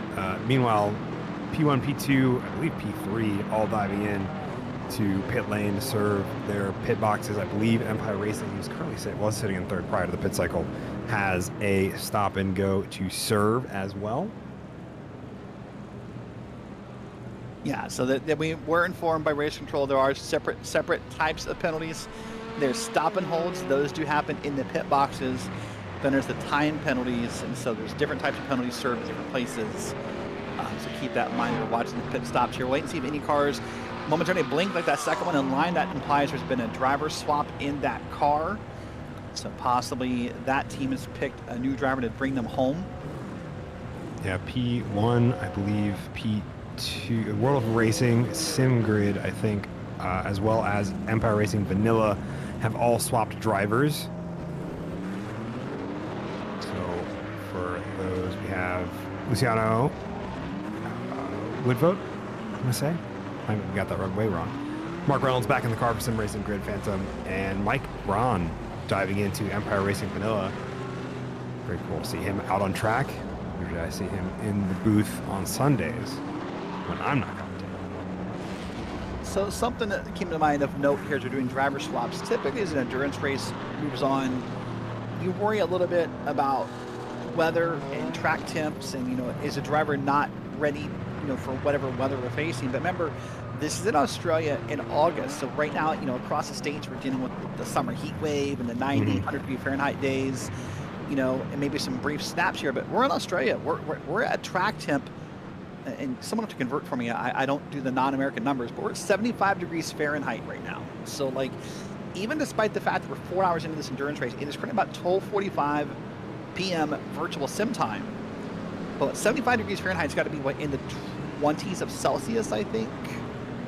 Maybe 19. I believe so. The quick math says that at 75 degrees on the track, it's going to be 23 degrees Celsius. There you go. I was close. And then 19 degrees Celsius of the actual air temperature. See, I had 19 degrees. But I bring this up to say that, sometimes when we do endurance racing, you worry about putting a driver in their car late in the race because either it's really cooled up or it's not a word. It's warmed up or it's cooled down. And you worry about, are they ready for it, quote unquote. But in this case, when the track temp hasn't moved much all day long, that's not a concern right now. It's one of the things that also makes it for a nice, like, we kind of talk about this being the first round or something. I think it also makes it for a very easy in terms of the amount of factors that have to get, dialed in for a a race, of an endurance race, and stuff like that, is like, you have your fuel stints, but like, do they have to be different types of fuel stints because it's going to have a breadth of weather conditions, going from, super sunny to torrential downpours back to super sunny, like we saw at the Bathurst 12-hour at the beginning of this year in March, or, any sort of range in between that. But it makes it really easy to kind of get into the feel of how this, league is and what is different about this league versus official endurance racing by making that weather less of a factor. On the screen now, you see the weather conditions of the track throughout the day here. As you see, things have been pretty consistent. This is over the last hour, in fact. So there you go.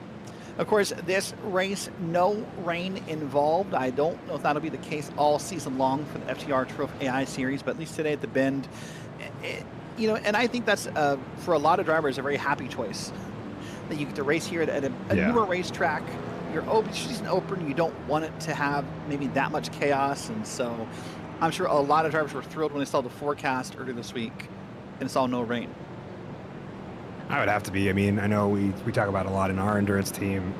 Whenever we don't have rain on an endurance race, we're very excited about it, because it means that we don't have to worry about trying to figure out how different the drive is in the wet versus the dry.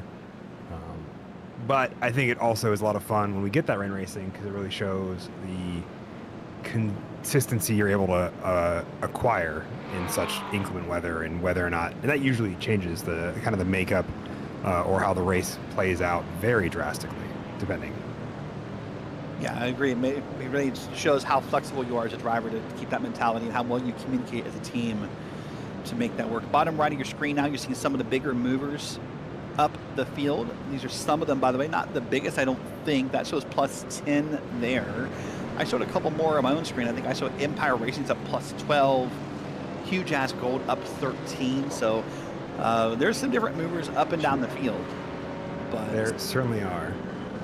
Giovanni Romano, one of the many drivers. I think he's probably having a race similar to what he has in Beer League, because he usually starts towards the back of the grid and does not usually qualify. So I think this is going to be another day in the office for him, just a longer shift in the office than a 1 hour feature race to get himself up to the podiums there. But still plenty of time left to see if he can make those last couple spots up.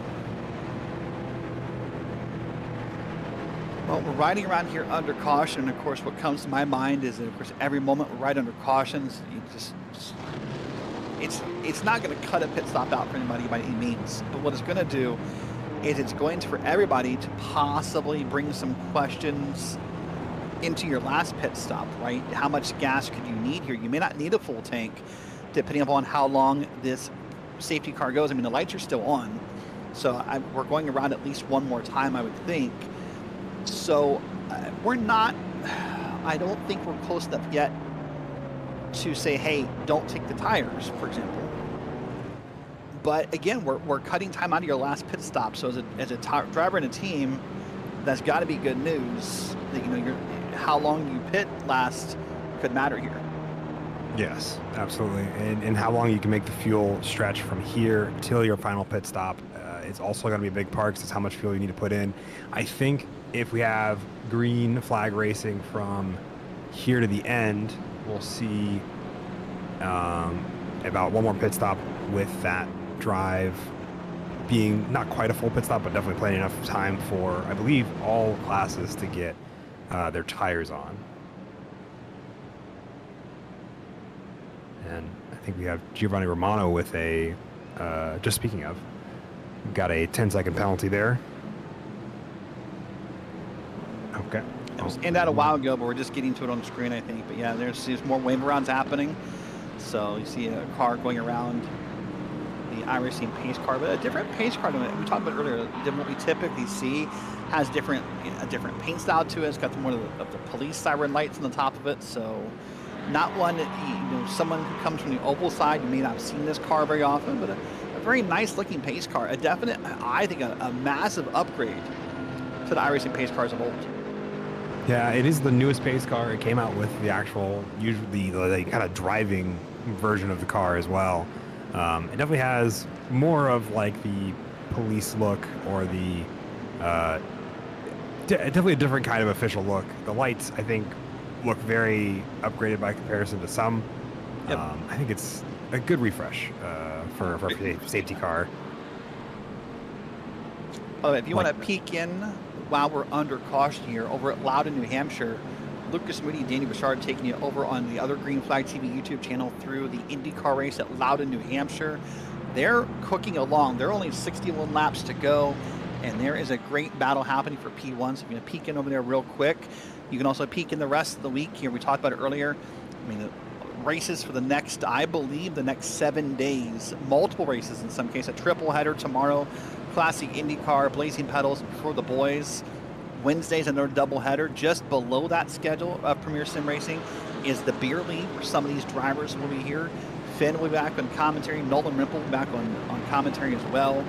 So lots happening here on the channel, but yeah, lots of great racing happening up and down the board here. And if you want to find out if we can assist you, either your special event or your league you're looking for broadcasting, head on over to www.greenflagtv.com. You can check out what we can offer you. There's a contact us button on there, so you can send us an email. We can have some discussions with you about see if we can get you up on the Green Flag TV YouTube channels. Well, Finn, here we are, still the lights on the pace car out. The time is ticking away now, less than an hour and 40 minutes to go. The GT3s, this is just whatever, but I'm not going to say we're getting there for the TCRs, but they're getting closer and closer and closer to having a real short pit stop at the end here. I definitely think it's going to be one where it's going to be a question of what tires to take as we get closer and closer to it.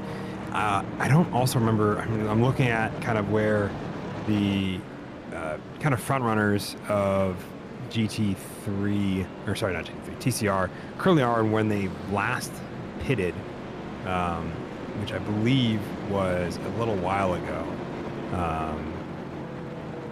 And so as a result, their next pit stop will likely be here in just a moment, would be my guess. Not just a moment, but within the next, I would say, half an hour, right, to take us to the end. And so the more they do that, the less they're like, well, do we only take fronts? Yeah,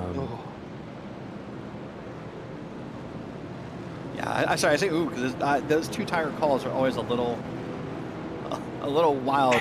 You've not done them before, but yeah, those are the talks you have, right? And so lights on the pace car are off by this time by, so we are likely going to go Green Flag Racing. I would suspect within about an hour and 35 minutes to go, and we'll see how this works out. So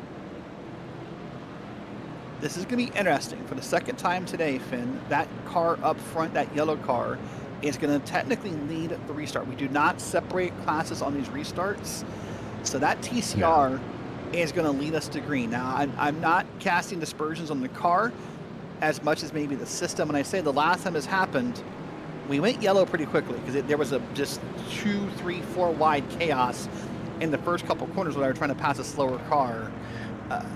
Again, I'm an IMSA purist. I'm used to being separated by class. I am as well. I think we'll see how this evolves over the course of the season. I think we've had some interesting restarts as a result. I think we'll have an even more interesting one because we have 3 TCRs with, like you said, that battle for first and second. There is the lapped TCR that is currently in 4th in between those two. So 3 TCRs leading off the restart of the race, followed by the GT3 Pro leader who has taken over after the pit cycle, as they did not pit because they pitted in prior. RPM Racing Black FTR, who is back in the lead after a pretty tumultuous race, but a race that everyone else has seemed to also have. So we'll see how they manage trying to get around 3 TCRs in the start-finish stretch, and I think it'll be an interesting turn number 1. Yeah, there's a turn I suspect it's going to be here. See how the TCRs hold up, if everyone's patient, or what happens here. Going to end what I believe to be our 5th safety car of the day. Glad you're along with us for the ride here on Green Flag TV. We get ready to go green here in just a moment. Come around the ending of this course, and we'll find that long straightaway here as we come through our winding corners. And yeah, this is going to be interesting. And of course, this TCR in some ways, he's probably happy they're up here because it means they're leading their, they get to not be maybe mangled up behind whatever happens here, but maybe also in the middle of it. Let's find out. Here's the pace car pulls to the right-hand side. And let's get ready. That TCR will lead us to the green as we go green flag racing at the bend. And a great jump from them. The RPM Black getting around at least two of them, thinking he's going to just dive in through all three. The rest of GT3 category trying to make their way through as well. As the three TCRs survive.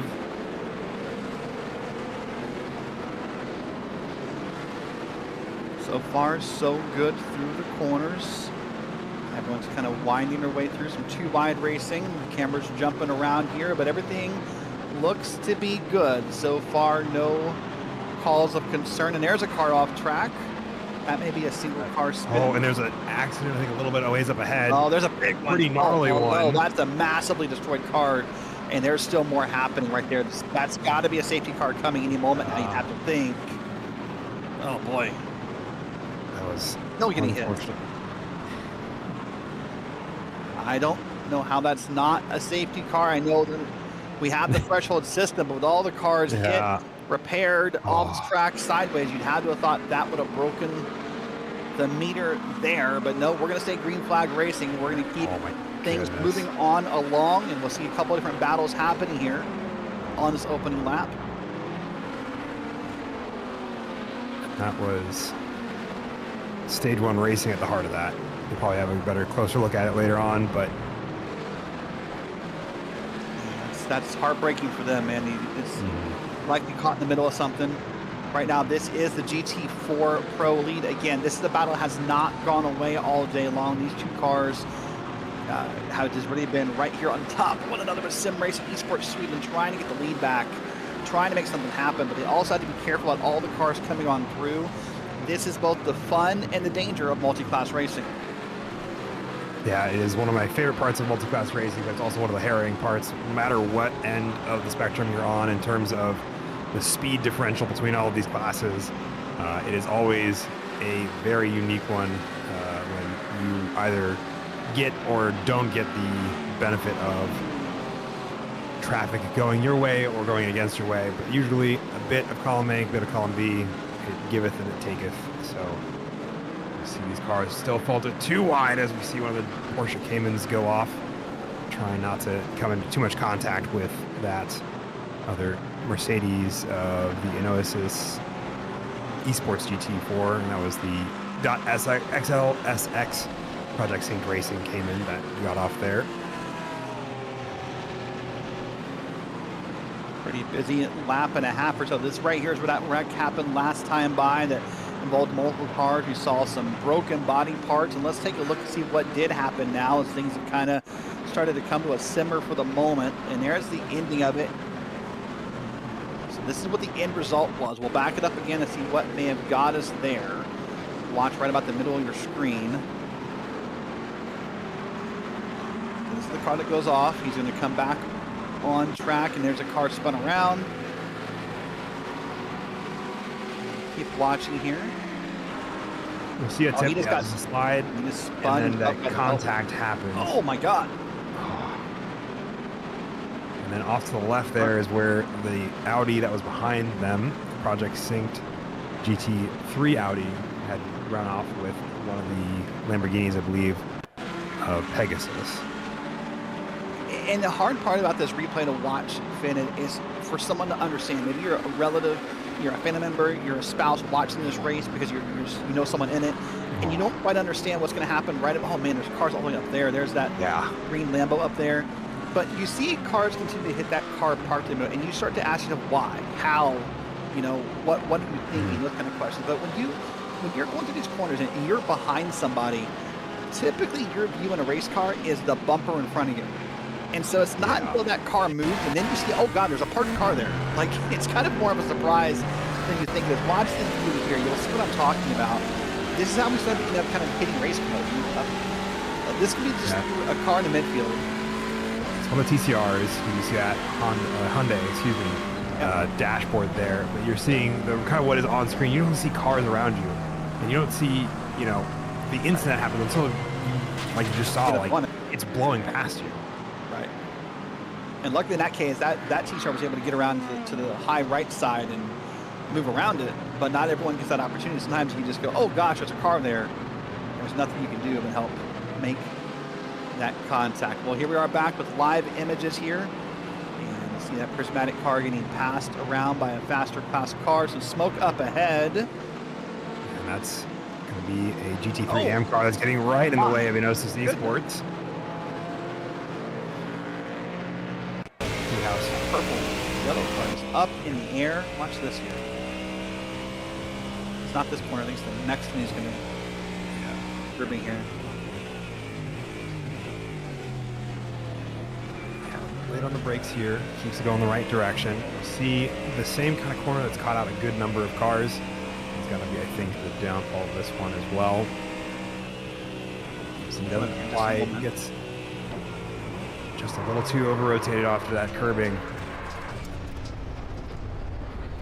And what's wild is that from that angle, the up in the air part didn't look as harrowing as it did from the camera shot we saw the first time. He still lost control of the car, obviously, but it wasn't as obvious from that camera shot that he really, bounced it in the air. But it still happened. But come around here so you can find it. And that's the RPM Racing red FTR that just narrowly avoids that 69 as it spun. Yep. So lots going on here. About an hour and just under an hour and a half now to go here in this race at the Bend. Starting to see some of the classes, some of the cars spread out a little bit. Do you want to make note that it's kind of maybe a book in the race, although not done by any means. RPM Racing Black has taken back the lead. They led a good portion to begin this race, and then through some penalties and some pit cycles and some other minutia that happened, they found themselves out of the lead. But through the member of safety cars, they are now back up in front. There's still many battles happening here on this course.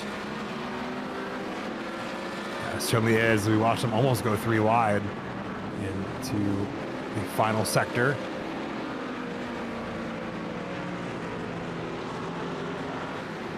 This is for 7th and 8th in the GT3 Pro category. Watching it happen here live, you see there's a whole line of cars just trying to get around one another.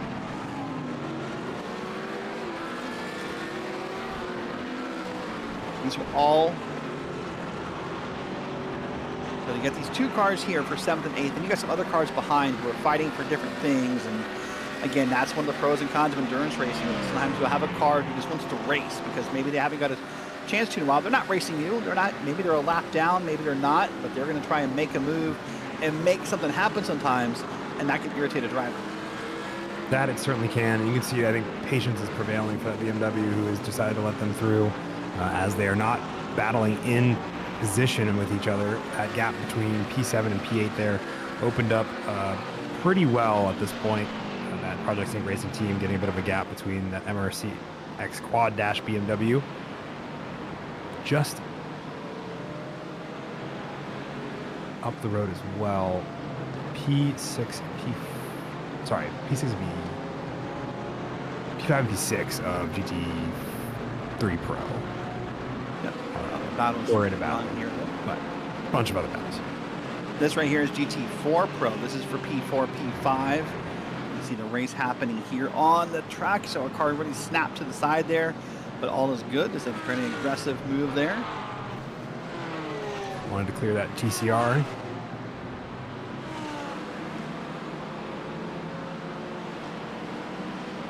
And both in the Mercedes AMG GT4.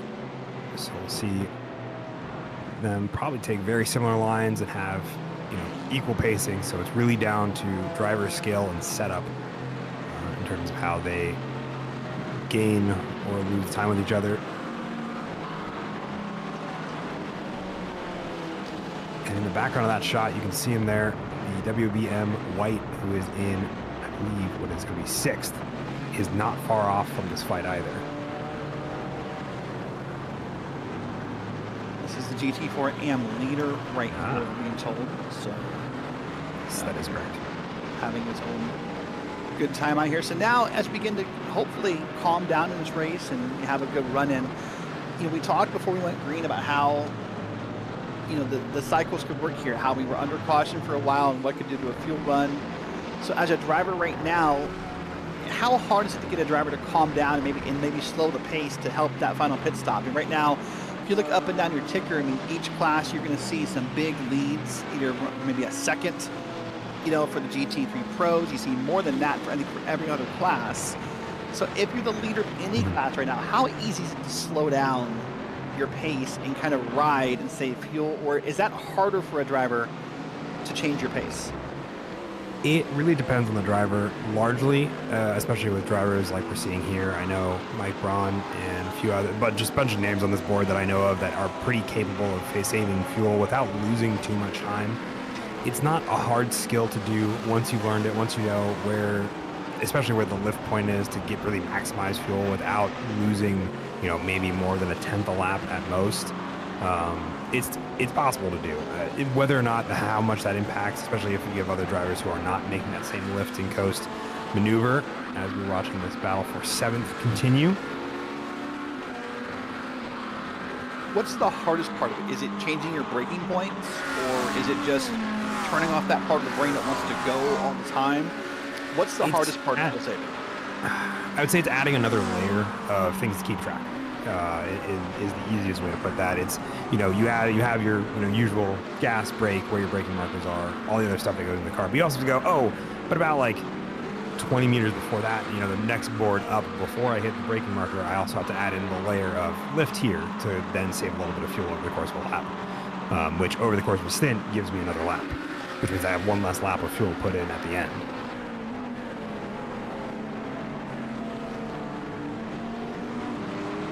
Up on screen here, you see the huge ass car, that iconic blue and yellow look. We talked about it earlier. You can spot those cars from a mile away. That's a team name that's been built for as long as I've been involved in sim racing. They've had that moment here, and had that moment, had that look, had that name across the board. Coming down the front straight again, this is the GT4 AM battle for second and third. These drivers are fighting hard here to try to make something happen. See a pass happening here. Oh boy. Up on back, I got concerned about the contact in the cars, but nope, we're all good. We're going to stay in line here and keep this battle moving through the corners. Now we get to that winding part of the track here. Talked about it earlier. It's kind of back, forth through this course. Yeah. TCR leader, fiercely forward gray, getting in the middle of that battle for second and third in GT4M. So making that a little bit more awkward. So now we kind of get into the heart of endurance racing. I'm going to say that. I'm going to be brave, and I'm going to say it, and hopefully not jinx anything. But we're getting now into what I call the heart of endurance racing. Now things have slowed down. For the most part, the battles have kind of simmered a little bit. You've gotten some gap between yourself and leaders. Now we go from racing other cars to racing the track. And so, again, I'm going to ask you to kind of explain that theory. So now you're not worried about who's in front of you or battling them. Now you're just trying to find your nice, consistent lines. Yes. Yes and no. You always want to keep an eye on lap times, especially if you're on your own. If you're lapping slower than the car behind you, you got to be worried, or at least keep it in your mind that eventually they'll catch you if you don't improve, or if they don't unimprove, decompile, whatever you want to call it. That is something to keep in the back of the mind as you're racing the track. Like you say, it's more worrying about finding your line, finding your consistency, minimizing time spent behind slower classes in terms of how you get around traffic, and because traffic will always impact your lap time. And as a result, learning how to manage that, which is easier said than done, and is largely a skill learned through experience from what I've seen and my own. Whoa! Lay it on the brakes, over the sausage Lay it on curbs, the brakes, tries up to get on the through. curb. Up on an, that's not another curb. That's just cutting the grass. That's going to have to be a slowdown from iRacing, I would have to think. If that's not a slowdown, then we're all going to use that. Oh boy, and there's a lunge there. Okay. Wow. Well, we all woke up a little bit right there because that just Yep. got wild right there for a moment. And, I mean, he used the curbs. He was aggressive in the lunges. He's got a windshield full of another bumper. Almost maybe a bump draft happening down the straightaway here. Just about. Just shy of it. Definitely a look towards the inside. Keeps the And corner. contact. But, they keep going. Contact made. how. They've been just being super careful. They've been bumping doors for a while at this point. Oh, there it is. That felt inevitable. That felt, oh my God, completely inevitable at some point, guys. Like, I don't know how you could have wrote the ending of that story without that moment, with the way that battle was going. Let's watch from a different angle here. We're riding on board. The problem is another car comes in the picture we didn't see from our initial look. Yeah. It's an M car. And I think he... Well, and so what I think happened, Finn, and again, you had the driver's perspective. Yeah. That AM car said, hey, listen, this looks sketch. I want to get through this. I don't want to be stuck behind these guys. And then just made a really bad decision. Not a really bad decision. Definitely a decision of I'm allowed to be here and you should give me the space. God. Yeah. Like a statement of the X Games right there. And, this is my line. I'm allowed to have it. But meanwhile, the two cars off to their left are busy just closing doors on each other because this battle has been going for almost a lap at that point. And just put himself in the wrong spot. I think could have lifted. I don't think it would have helped him at all, but may have avoided the outcome as a whole. But I don't think they're responsible. There's another car spun around. The GT4 AM car spun around right there, but that moment right there, I mean, I think we all face a predicament like that at some point in life, whether it's race cars or other moments where you find something that's happening in front of you or around you. And I don't know if he got that. Might have been. That looks net Cody. I don't think it was. That looked pretty not net Cody. Let's watch from an angle here. Yeah. Just pinched on the apex. Nowhere to go. That Audi's, I think, worried more about the car to the left than the car to the right. Right. And so what I was going to say is we all find ourselves in a predicament in life sometimes where you are around something uncomfortable, whether it's a race like that, whether it's maybe someone arguing in public, and you just kind of want to squeeze on by. You don't want to be there. You don't want to be part of it. It's, let me by. And that's what happened to that GT AM car. He said, hey, listen, I don't want to be around you guys are fighting and bumping. I'm scared of what's going to happen to me. And he just kind of tried to squeeze himself in somewhere and get around it, and ended up kind of being involved in it instead. That battle between those two cars had already cost that damn driver time earlier on at the end of the last lap. So that driver also probably was a little frustrated at the fact that this was still happening around him and that he was involved in it. And I think that is why it wasn't a cooler head of, let me just lift and allow them to sort their stuff before I try to get past them again if they're going to keep wasting my time. And depending upon your team and your mantra and where your teammates are, that can be the benefit of having teammates for years sometimes saying, hey, dude, slow down, let them go. Like, I know you want to be involved in there. And sometimes you get teammates who are kind of, can cool you off, and sometimes other teammates sort of ag you on, and get in there and pass them. And it's just sort of weird how that happens sometimes. Yeah, it is an unfortunate byproduct of racing is everybody's making decisions in a car with the information they have available to them, and sometimes those information and that decision making clashes, sometimes violently, like we saw just a moment ago. So we'll move on here. You see a penalty appeared on the top of your screen there for a moment from one of the GT4 AM cars. See a pass happen on the screen. This is a battle we're looking at up in the GT3 Pros, and this has turned into a real gaggle of cars. There's at least 8 cars in this camera shot now of multi-class racing and different laps. So once you get clear of it, as this car up front has, you're able to kind of pull away. But when you're stuck in the middle of it, you're stuck. Yeah, I think that's going to be the Empire Racing car just ahead of them, or Stage 1, or excuse me, Pegasus Sim Racing.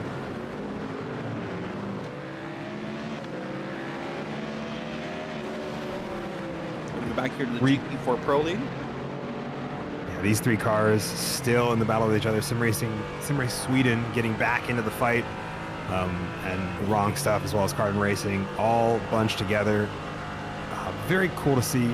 the three of them still racing and battling it out after a good solid half an hour under green flag racing. A lunge there from the Sim Race Sweden, but he's late on the brakes.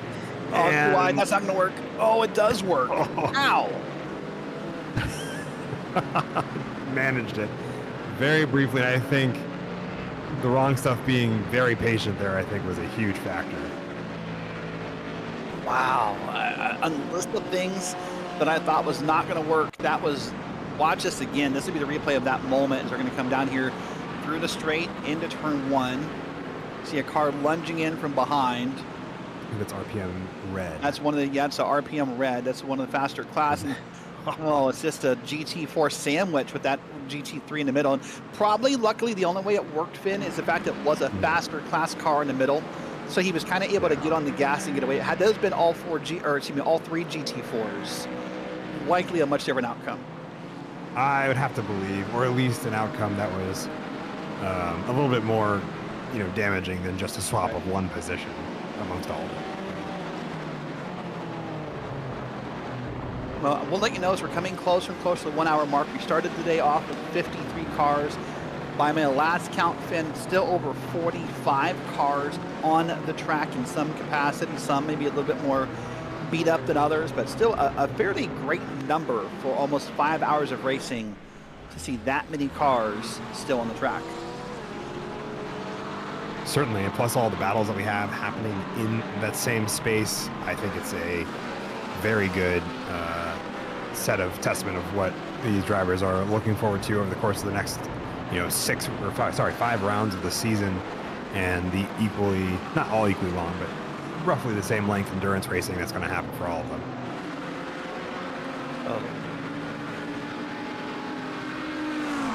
So there's your GT3M battle happening. This is third and fourth you're seeing on your screen here. They're going to come down in this turn. They're going to be 3 wide again. They're going to work it out better than what we saw last time in this turn one scenario. So let's catch up on a couple things we missed here while watching some battles. Here's our first of a couple replays. Let's watch this here. I thought that was going to be bad for a second. Oh, just off the track by himself. That car veered to the right. That's kind of confusing. We'll talk about that in a second. Here's your second replay. There's I believe, an RPM car trying to get around here, and that's Pegasus. Sorry, not RPM. He just made contact with a huge ass car. They're both up in the grass, and both walked away from that. That first replay, Finn, that we saw briefly, that car yanked to the right, sort of out of nowhere. And I don't know.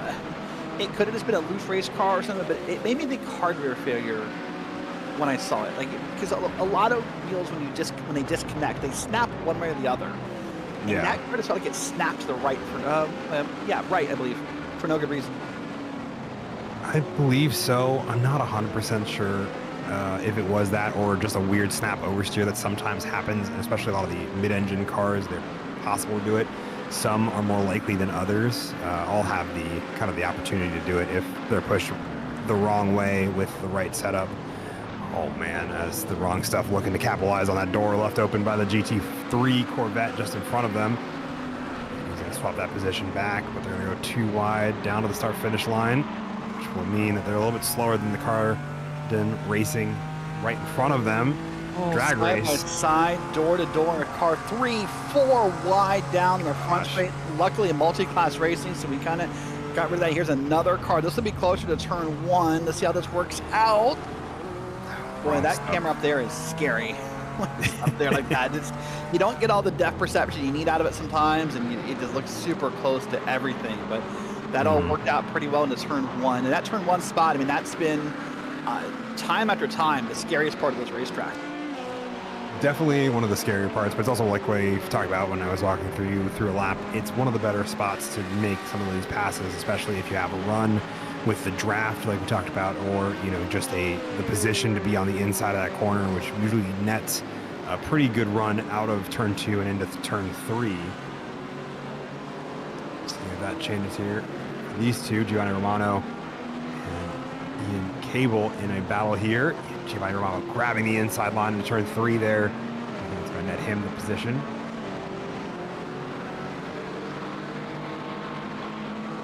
Solid battle, and the couple of cars going to come on through. Again, faster class cars, so they'll be by pretty quickly here.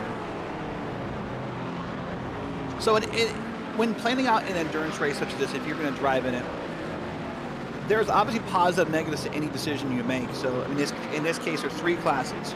For simple sake, we'll say the fastest, the medium, and the slowest class of cars.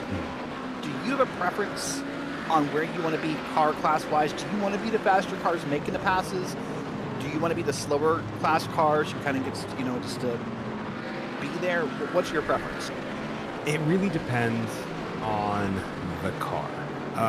Generally, I like being the fastest. You usually have the most options to make the decisions in terms of whether or not you lift to, not hit a GT4 or a slower class car. You have the opportunity to kind of peel away from some of those. Sometimes, depending on the class, as that battle continues to rage on, wrong stuff looking to go the outside of turn 1, which means they'll be on the inside of the net code, almost spinning the 2 of them.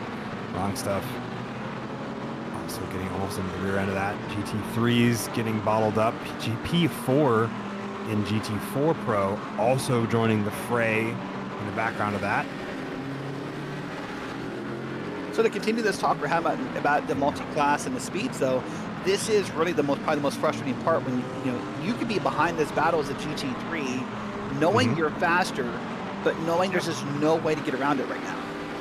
Certainly, and that's part of the beauty of multi-class racing. You got to find the moment where you're not going to kill them in their own battle, because it seems to be pretty, based on that they are right next to each other. There's no way to squeeze in between them without causing problems. Not that hasn't happened today. Right now. No, that hasn't happened, or doesn't happen often. But it's super cool to allow people to continue to have their battles without impeding them. Ideally, doesn't always happen, but that's one of the beauties of endurance racing is you gotta navigate other battles that aren't yours, that will impact yours if you don't do it carefully. Watching back to a replay here. This is going to be Ian Cable, and we'll watch here as that 49 car goes around on the outside, got a little bit of help, and the brakes kick in just before the wall as he gets up there in that sand-like texture. Eagle Speed Academy. That was the reason, I believe, for their penalty they just served.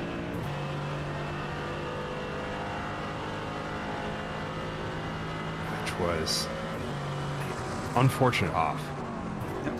This is P3, by the way. This is the GT4 Pro category, and this is going to be with Ken Copeland, part of the Wrong Stuff, a team we've seen a lot of today. Still up involved in this battle and still trying to make things happen here in that GT4 battle. Now that he's that car on the inside, that sort of teal green, I guess maybe. I don't like seafoam. Yeah, it's green. Yeah, teal green and pink. Very White, neon black, coated. Yeah. I'll say after seeing the color code, I am a little bit more convinced maybe it is after the 80s song, because that's a very 80s style paint scheme. I don't know. Boy, it got close there for a second. These two have been going at it for laps now, and both of them still keeping within arm's distance of Cardin Racing, who I think has been on the wrong end of a couple of GT3 overtakes, allowing that time to go back into the favor of the other 2 podium sitters. As we get into the hour marker, few minutes left till we actually reach it. But I don't think this battle's going anywhere. No, the only reason this battle might go away, Finn, is minute by minute we're getting to the point where the pit window opens. Yeah.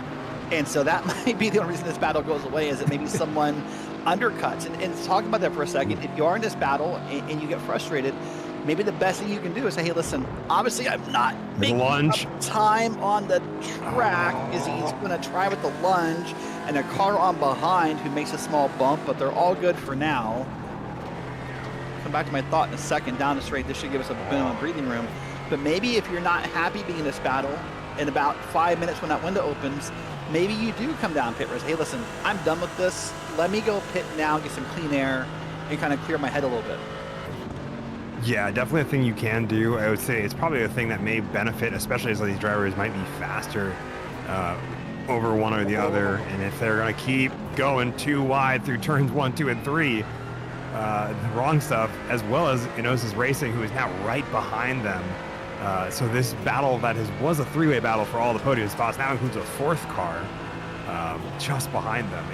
I think it's definitely an opportunity. I think maybe Enosis or the wrong stuff might capitalize on to just have some clean running without having to worry about the other podium sitters. As Sim Race Sweden is fucking pushed out. Excuse me. Well, these guys are all hoping this battle ends well. Is that possible? Yes. Is it likely? The jury's still out on that vote. I'm not convinced it's going to end well. I don't know, man. It's cleaned up a little bit for the moment. That doesn't mean it won't get back to where it was a second ago. See the drivers now using every part of the track, trying to find the speed. But finally, for the first time in what feels like probably 3 or 4 laps, we are single file racing amongst this group, and that should allow at least for the faster class cars to find an easier route through this. But then as those faster class cars come through, they're likely just to bottleneck this group once again back in that 2-wide racing. Yeah, I think it's unfortunate what's going to happen here, especially as Sim Race Sweden has another look up the inside. Carden Racing still there. Long stuff now trying to find his own way around because Carden got slowed down with that off track, and Enosis is trying to get their hat into the ring. There's a 5-second penalty for one of the GT3 pros, Justin Nasier. 5-second penalty for failure to leave racing room, so that'll be served at a later time here. But now we're seeing some of the faster class cars take advantage of that straightaway to get beyond this battle and somehow still find themselves in the middle of it at the same time here. And you know, at times we joke about the flashing lights can mean different things. But when I saw that green car flash its lights about 10 seconds ago, I was like, I know what that means. That was a frustration flash. That was a, hey, I'm not happy with you. That wasn't, hey, can I get by? Or, hey, how's your day going? There was maybe a couple, if you could translate headlights into words, some of them were not fit for broadcast. Oh, certainly, especially with how deep that he ran there, and he's going to lose out the position. Wrong stuff. No, it's not. Not a spin. It was close, but... Oh, Flash, you did it yourself. Yeah, I don't know. I don't know what is expected there, especially when you end up off track after lunging really deep to try to go around the outside. But we'll see. I think now he's just frustrated, and now he just now he wants to make something happen, and now he feels like when you get to this last hour, the stress kicks in of being a driver, right? You want to make something happen for your team. You want to prove to your team maybe that they made the right choice in putting you in the car, or that you can make up time. There's so many drivers who drive either with racing deltas on or time deltas, or they're staring at the relative board, and hey, that guy's got 1 second, or last time by he was a 10th faster. I can do better than that. You and I have both heard that conversation multiple times in endurance racing, especially in the last hour. And that may be what's happening here, is that he wants to make something happen so bad that he's actually hurting himself. I think he definitely is at least looking to get back up to where he was, because he feels like he got pushed out of that position very unfairly, and now is really overdriving this car to try to make up the time, and it keeps slipping away from him as a result. Also, they're getting pretty close to the end of their pit cycle. The last pit at lap 109 is now lap 130 for these drivers. And I would get the feeling that those tires are starting to look a little upset. Yep. And probably not the tires you want to be trying to make these moves on, actually, come to think of it. Yeah, probably. But typically, hasn't you want stopped this to be new people tires when they're, no, it hasn't. But typically, you want this to be new tires that are fresh and full of rubber and not worn out. Here's a pass to the inside. This one's a late never mind. And that's just going to be an over-under. It was a pass. It was just he dug too deep in the corner, and where he couldn't get it slowed down in time, and just sort of kind of shot himself in the foot. Just really made the pass, but to the detriment of himself there. So continuing to. Well, we're going to break away from this for just a second. Let's go back and watch a replay, and we'll be right back to that battle in just a moment here. Meanwhile, up front, we're going to see a couple cars going around here. It's a little bad for that yellow car. That's Empire. That's Empire, right? Yeah, Vanilla, I believe. Vanilla. Yeah, that was Vanilla. Fortunate spin for Mike Braun there. actually Right on. pace. Now, I'll say this just for the point. Maybe first time in view here. Do not worry about the low fuel marker. We do not get the accurate fuel telemetry from the team. That fuel marker does not matter. So they're not. They may be low on fuel, but we don't know that. Is what I'm trying to say. So let's ignore that idea from this car being driven by Pablo here. But he's on board watching this happen. This can be the best and the worst seat in the house all at the same time. I'd say that, as well as the two cars behind him currently, are the best and worst seats, especially with how the cars, especially Cardin Racing, are driving in front of them. Definitely kind of, unfortunately, being a bottleneck.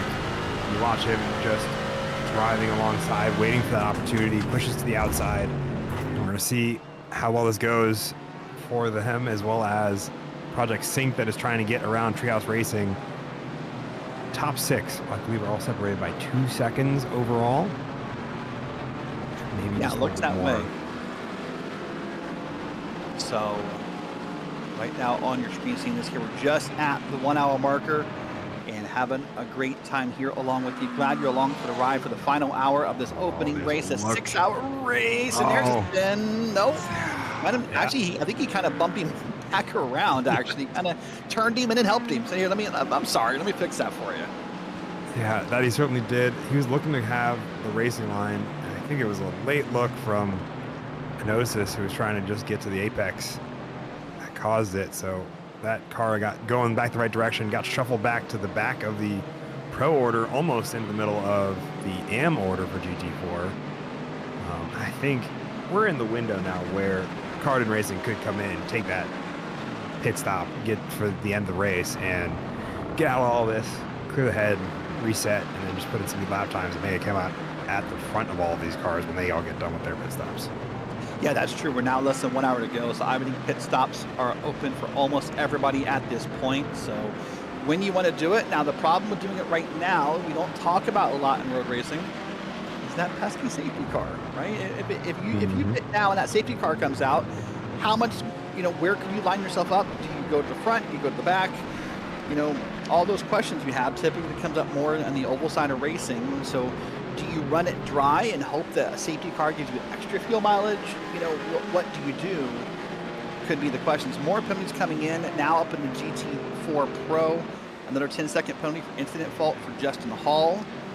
We've seen a few of those go on by up on the top of the screen here. But I would actually think, as I said out loud, that if you pit now and the safety car comes out, it should benefit you because the rest of your field's going to probably want to pit, and you should cycle to the front, I would think. That is my thought process. We saw it happen with RPM Racing Black at the start of all this. Before, I believe they had a penalty, excuse me, they might have already pitted, excuse me. Yes, they just pitted. RPM Racing Black, who was, I believe, in the lead of this prior to their pit cycle. They did that before the last safety car and ended up at the front of the field for them. So it would probably be really beneficial, especially under safety car, if they've already done their pit and they're safe to the end, because that only just gives them a better fuel margin to work with for those last 20 to 30 minutes. Well, let's do this. I want to welcome in everyone who just came in from the Velocity Online Racing IndyCar race at New Hampshire. Welcome in here to the FTR trophi.ai Endurance Series. 6 hours of racing at the Australian track known as the Bend. Derek Watson Finicini on the calls with Nolan Ripple pushing the buttons to make us look and sound good down the booth. We're down to the last hour of racing. The pit window is open, so you're here for the most exciting part of the race. Hope you had fun with Lucas Moody and Daniel Bouchard for that exciting race there in Indy cars. But right now we got a bunch of exciting racing, bunch of passes happening for same class positions here in the 1 hour mark. We're seeing some more passes, some of them faster classes, and pit window is open. So lap by lap, it'll become more of a question who does and doesn't come down pit road, Finn.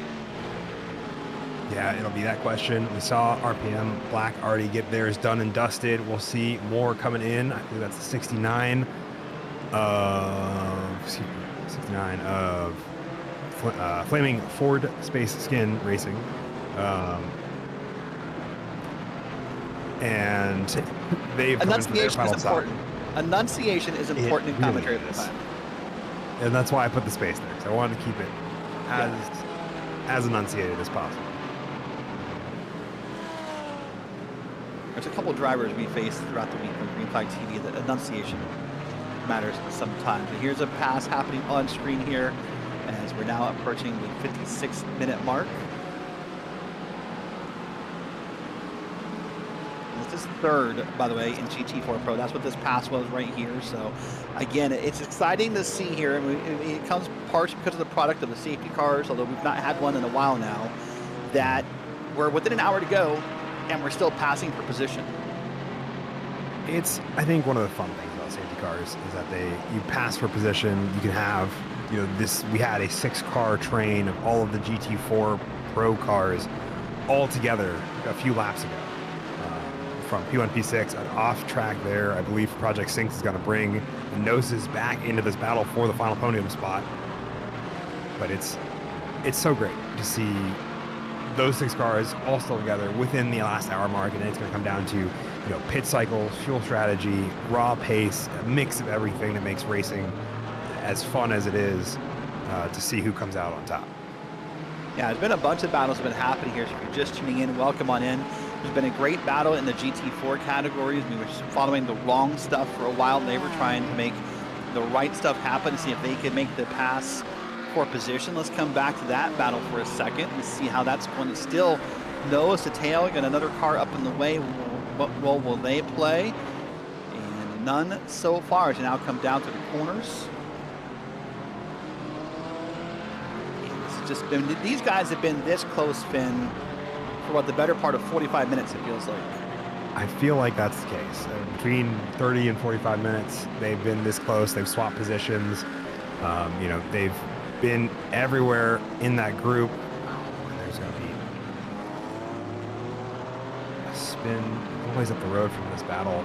I don't think it should not affect this battle, I don't think, but we'll keep an eye on that. But they came into the corner with a faster class car ahead. It's pulled away, so now that's even out of their battle. And there's a car off the track. Hold on. Wow, that got closer than it should have been, I thought. Yeah, definitely. They seem to have navigated it without problem, though. Barely.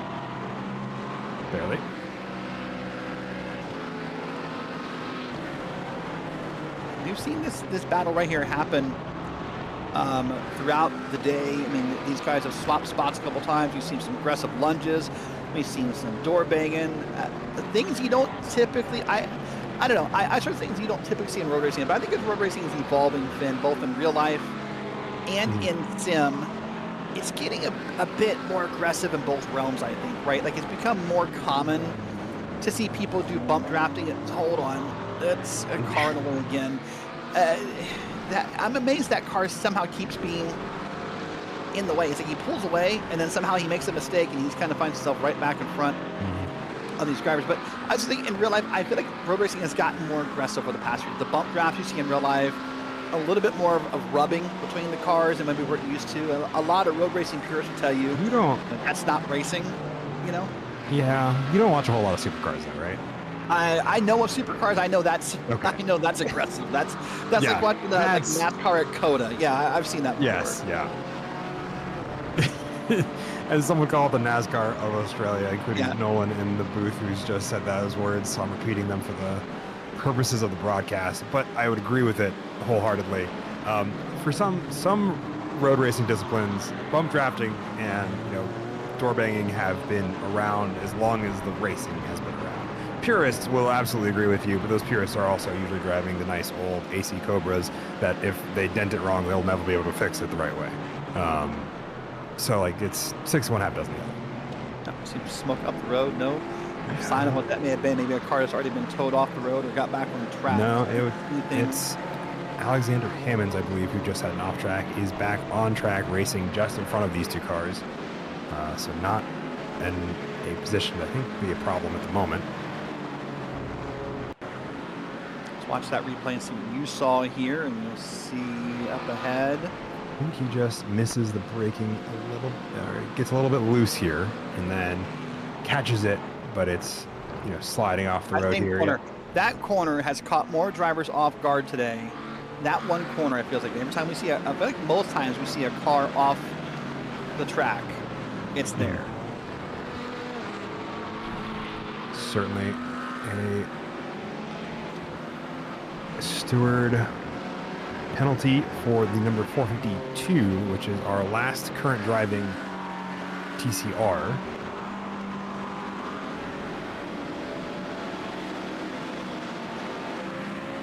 Boy, and I don't have a car count. I know there's been plenty of penalties. I know some have been multiples on the same car today. But the number of penalties today, if we had to make a list, I'm guessing, of cars that do and don't have penalties.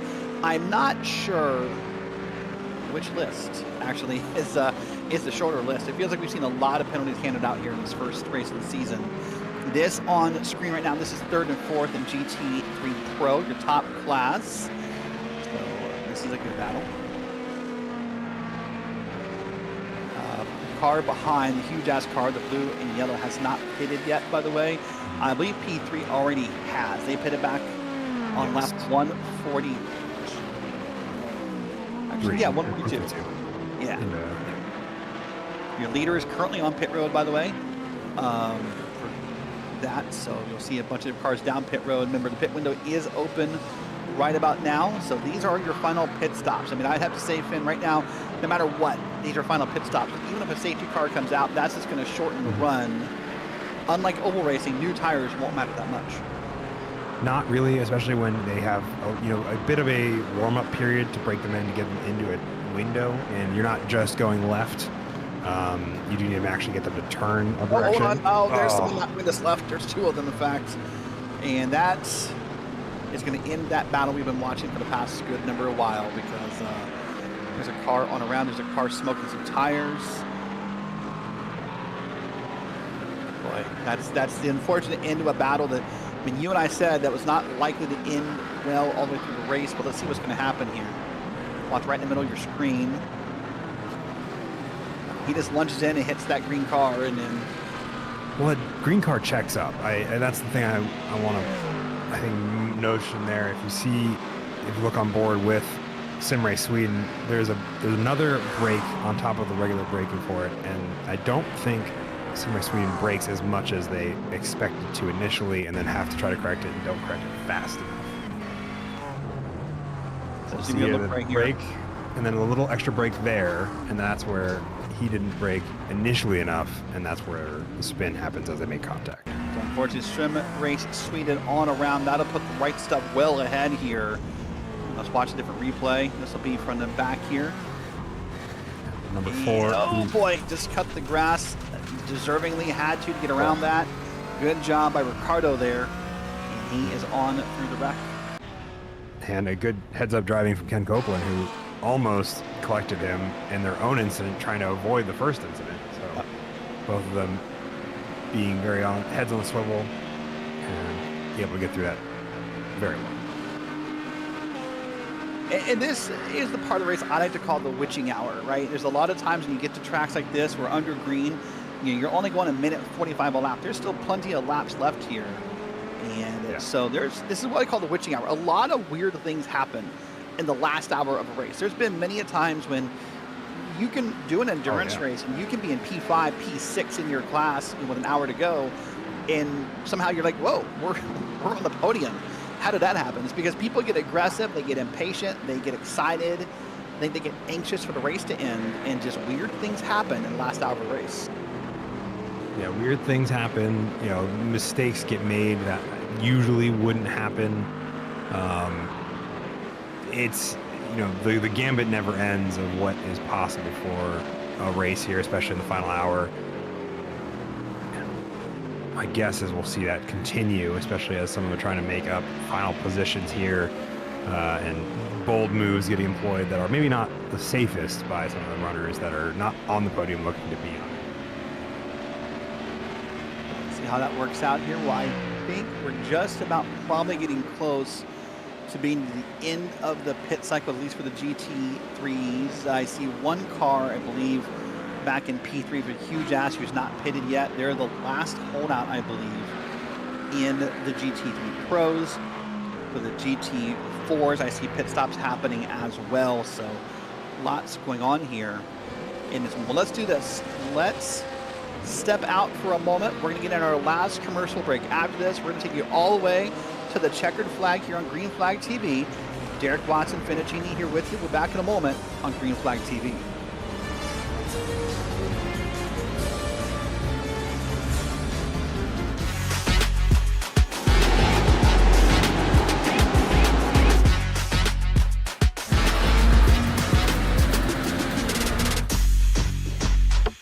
For the upcoming right-hander, brake 30 meters later and ease off the pressure.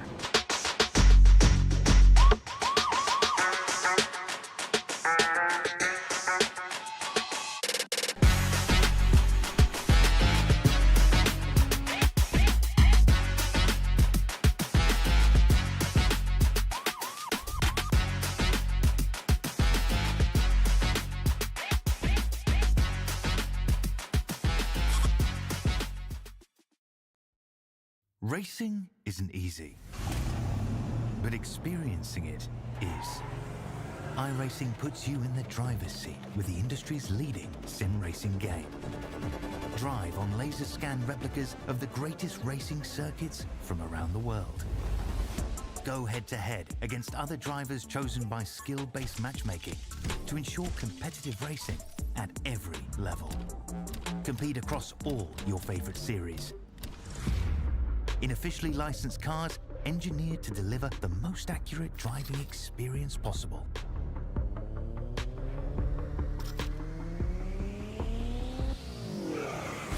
Join a race or host your own with players from across the globe. Race against the computer or in a league with friends. Feel the thrill behind the wheel. Visit iRacing.com.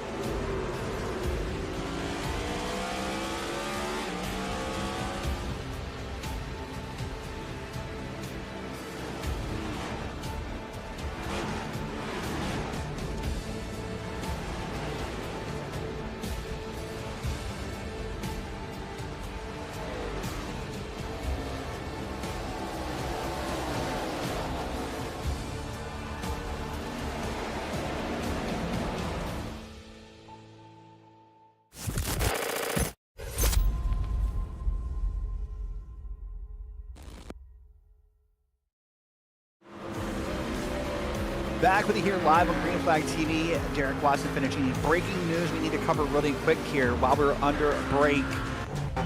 The wrong stuff is no longer in the race. Watch this coming to pit road, Finn. And in miles per hour, 25 miles per hour is the speed limit here for pit road. They're out of fuel coasting in, but I clocked them at over 40. And, and then they just quit right here. They just called it a day. They've disconnected the race. Yeah, it's very interesting to me. I don't understand. I think maybe it was just the black flag there, and they were, very set on a solid, at least podium finish, if not a win, and the black flag for the speeding there, which I don't know. It eludes me why it was done without just putting on the speed limiter and coasting back down. But meanwhile, I think we have a battle for the lead here, right, Derek? We do. This is a battle. This is a confirmed battle, likely to the end of the race. Both these cars have pitted. The RPM Racing Black has 5-lap older tires. That's the car up front. Then the car in second, which is World of Racing. This is now within a second, almost now within, coming close to half a second of one another. This battle is heating up here, and we'll see how close this gets as the day goes on. To come back and kind of cap off that story, though, Finn, I don't understand this mentality. There are some drivers, though, who really come out and it's win or nothing. And I don't know if that's what happened to the wrong stuff, but sometimes you'll see drivers just throw away races because if I'm not going to win, why am I here, right? And I don't get that mentality as a driver or as a team owner. We preach against it, but some people do feel that way. Yeah, some do. I'm trying to remember as well. Is there driver swap rules are applicable here, if I remember correctly? I'm sure they are. Yep. And they only have one registered driver, being the one driver that's gone through 5 stints up until this point. So my guess is also possibly they don't have there. But it is an incident happening off to the right-hand side. There's 2 cars. Well, guys, this is going to be our second or third big incident since our last safety car. And I don't want to jinx it. I don't want it to happen.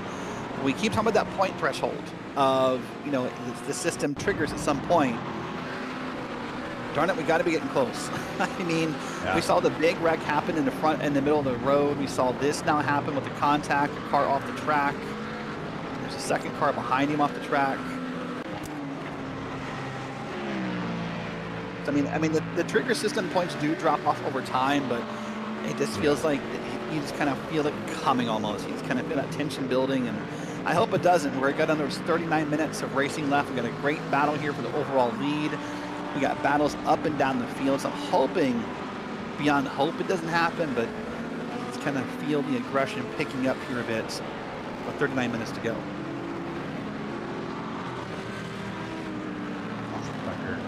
Has a black flag, nothing from race control on it. It is potentially maybe not serving a slowdown penalty would give him one. It could be an iRacing penalty, it could be a speeding penalty, it could be a unsafe entrance or exit penalty. If race control has nothing to do with that, tells me it was thrown by iRacing. So we'll see what comes of that and maybe get served. If it's an iRacing penalty, the other tricky part too is you get 3 laps. Yeah. Right? iRacing only gives you 3 laps coming to serve it, or they'll just kick you out. So we'll see soon if he's going to deal with that or if race control is going to help him appeal it or what happens, I don't know. But on screen, there's still some great battles here, whether they be for position or not. Cars trying to get around one another, trying to make moves happen. And this right now is the overall lead. So they've got a car in front of them. They both want to get around that car in front like he doesn't want to be there. So let's see what happens here. Then there's a GT4M car in front of them too.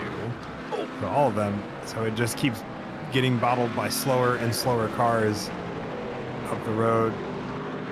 RPM Black picking the line, trying to thread the needle. That's the best thing that could happen for RPM Black right there, was get down this front straight and get that bit of a gap right there. That's going to help them more than what it realizes, because that was the best place for them to make that pass, I think. I think so as well. And I think that, but with the way that pass got made as well, World of Racing X-Men Titan are just right behind them as they take their own line through it to keep out of contact with those 2 slower classes and lap traffic. It's still anyone's game at this point between the 2 of them. Keep in mind, this is likely a race to the finish. Both teams have pitted for their final pit stop. Really RPM Racing did it on lap 137. World of Racing did it on lap 142. So both these drivers are just here for the ride. So World of Racing has a 5-lap advantage on those tires. In the world of endurance racing, what does that give you? In the world of endurance racing, it really matters at the beginning and at the end. So we're through the beginning at this point. The tires are warmed up. It would say if it was, a few laps left and they just put on fresh ones, they'd be slower. Right now, they're going to be lapping around the same pace. Towards the end of the stint, though, I think the RPM Racing Black will have slower lap times, as those tires are great, especially if they push them as hard as they're trying to throughout all of the stint. That WBM white GT4 car going to push traffic the way of RPM Black for the moment. But I think ultimately that 5-lap tire advantage will be really noticeable in the closing minutes of this race. Right now, there should be about even, just down to driver skill more than anything else. But we'll have to see. Yeah, drivers. This is for the GT4 Pro League, so there's multiple battles going on right here. Now, this is the battle looked very different a few minutes ago. It felt like we kept seeing, some different cars involved. Of course, we saw an unfortunate spin and some different drivers going around. So now we got a different battle for the lead, but still a battle nonetheless in this class. We see Cardin Racing coming back to the top of it. Project Synced Racing Team .xlsx, the Excel spreadsheet of the Project Synced Racing teams.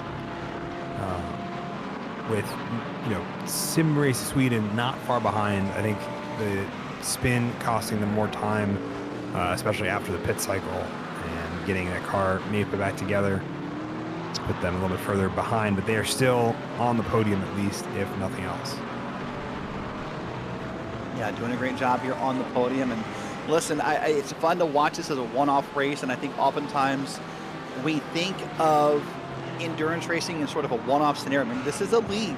This is the 6-race schedule, so you really have to kind of manage that, because while you want to win today, hey, maybe winning the league is more important, right? Or being involved in that points battle. So you have to worry about, what could happen in the future. This is only one of 2 6-hour races, by the way. The opening race and the finale at Barber are 6-hour races. The ones in the middle are 4-hour races. So again, lots of things to think about here as a driver. Yeah, lots of things to think about. Just trying to get a good points finish, regardless of where you are on a podium or a win, are always important to these drivers. So it'll be good to see how they choose what they choose to do and how much they're willing to throw effort-wise into it to not, to get as many points as possible.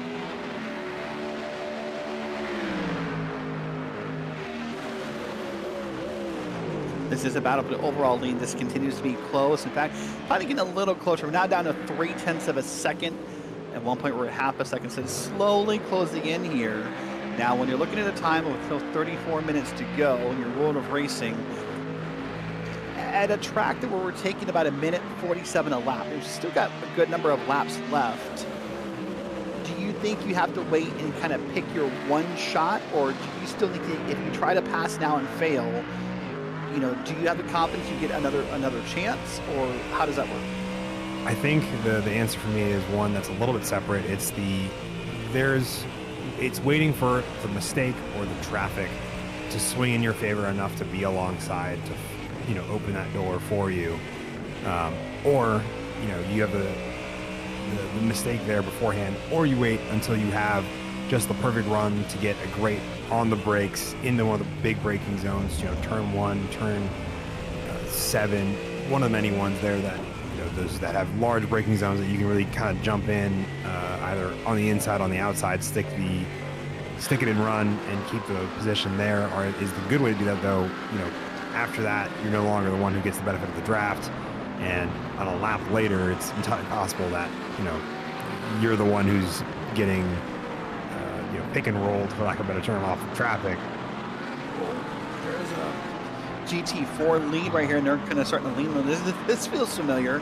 Second verse, same as the first. Different cars, but what's that line from the Who song? Meet the new boss, same as the old boss. That's kind of what's happening here, because we are right here in the heart of a battle between these cars.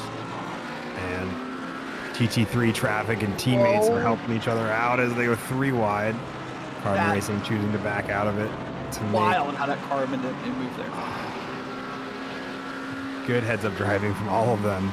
Cardin Racing getting a great run out of the final corner, though, as a result. Porsche came in, I think, the weakest out of all of the GT4s in the straight line speed. So look at the top there real quick for the GT4 AM. A 7-second stop and hold because it did not serve the full penalty. That team up there, but here, look at this. Still more fighting here for the GT4 lead, and you see going back and forth, beating, banging, cutting each other off. They've still 31 minutes left, but they're racing like there's 31 seconds left on the track. Well, I mean, it is entirely possible, depending on how these cars are, that they only have 1 or 2 more good opportunities to make passes and have them stick. There was a very close window that just keeps just open enough so that way Cardin Racing doesn't run into Project Sync Racing Team. But we'll see how well they do. It's looking like it's entirely possible that this car, it looks like they're pushing it to the edge once again. And if those tires stay overheated for too long, they're just going to start losing grip. Yeah, they'll stay overheated, they'll lose the grip, and they'll fall further and further back. Here's a car in the way. This could help the car in second place, but how this kind of picks out and how you get around this traffic. This could be your one shot to get around here and make a big move if you could navigate the traffic correctly. Remember, of course, we're using the international circuit of the Bend today. 18 corners here, over 3 miles, or almost 5 kilometers in length. And there's a car down pit road. So that's both of our. I thought they were good on. Yeah, I think they were too. Interesting. See who comes out on top. They pitted, guys, like 139, 142. They just pitted again on 155. I don't get it. I'm honest with you. Sometimes, Was there penalties involved? I didn't see any come through. Okay. Fuel's only stopped for them, and World of Racing took less fuel, as they had probably less fuel they needed to take from pitting earlier. Though it should be probably about the same amount to close the distance. But yeah, we'll see if we can get word on that from either team about what may have caused those pit stops, because I was convinced from where they pitted they were good on everything. These extra pit stops really have kind of thrown me for a loop. Now, the good news for both those teams, they had about a 40-second lead over Sim Racing Grid, the team back in P3. So despite those short deltas, they're going to stay, I believe, ahead of those once all is said and done. We'll see. Right now, Sim Racing Grid is ahead, actually. And I just looked up at the grid again. No, they're 2 seconds behind now. So yeah, I sometimes, the commentator, we have plenty of words for things, and sometimes you have no words for things, and might be more in a second. Just a little bit. Fuel window is around 45 minutes, at least according to what I'm hearing from Nolan. So it's because if I'm understanding correctly, it's not a full fuel tank, right? Yeah, fuel limits are 75% according to iRacing information. Gotcha. So maybe that would be why, because they came in right at the hour mark. So I guess what catches me off guard a little bit, though, and where I'm sort of stuck, is this fact that second place followed first place. Like, why not try the undercut and see if you can get some clean air and pull that time? You know, here's more cars coming down pit road, so obviously, yeah, they must be short on fuel. Yeah, especially with the 75%. I didn't notice that earlier, and I should have. But the 75% fuel window changes it from an hour-long fuel stint to a 45-minute fuel stint for the GT3s, which is exactly and both of them pitted outside of that 45-minute window, and that'll drastically change how that is. But that's why. And I think the way that seems pretty standard. The way that World of Racing X-Men Tan followed the RPM Black into the pit lanes. That way they know exactly when, as we look at a replay here. Oh, contact with that RPM Black Mustang. Yep. Another set of unfortunate contact here as the night rolls on. Now less than 30 minutes to go on the track. Some of these battles are beginning to kind of space out once again. The battle for the lead now. World of Racing is now 1.7, maybe 1.5 seconds behind Sim Racing Grid. Let's see if they can catch up here. Still now a big battle for GT3 AM. A closest battle for GT3 or GT4 Pro. And our other classes more than 10 seconds or more in those battles. So still lots to happen here in the last 24 minutes. We are quickly counting down the time.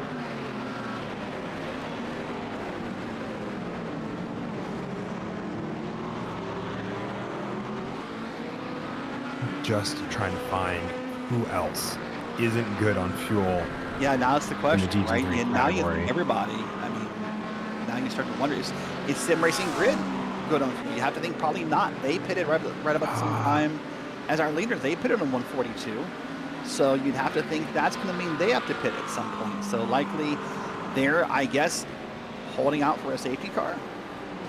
They could be, yeah. I mean, it's very possible. Additionally, they could also be trying to fuel save. They did come in right at the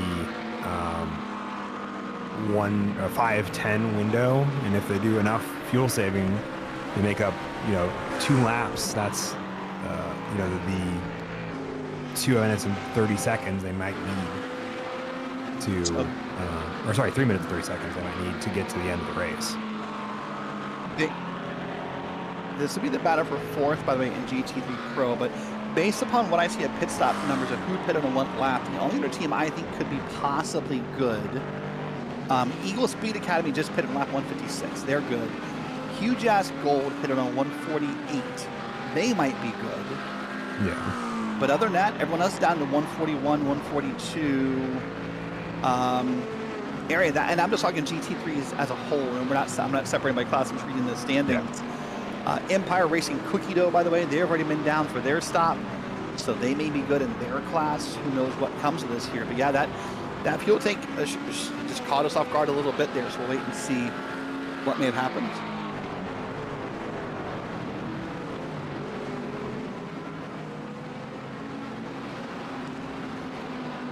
See how this battle develops for P4. As Sim Party Racing Delta, a set of drivers that were at the front of the class for a little while prior to a penalty. Try to see if they can make up the positions required to get back into a podium spot.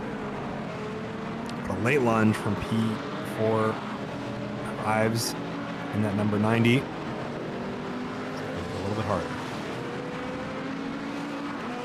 Make it a lot harder. Of note, by the way, we should probably talk about this for a second.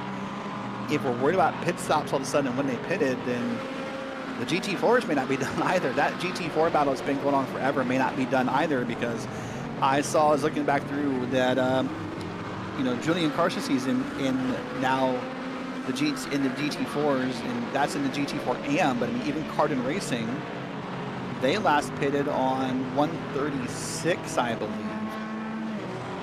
So likely more pit stops coming for everyone up and down the board. By the way, talk about this for a second. I don't want to bury this lead. That's a 300 number car. That's a GT4 AM, by the way, leading the GT4 class as a whole. So a great job by that team today to get out there and kind of prove that sometimes Pro and AM doesn't mean anything, because they're slowly walking away with this until pit stops happen. I think it's also good for noting the consistency that will get you many, many places where the rest of the field has had penalties. As we take a look back at the sharp end of the stick.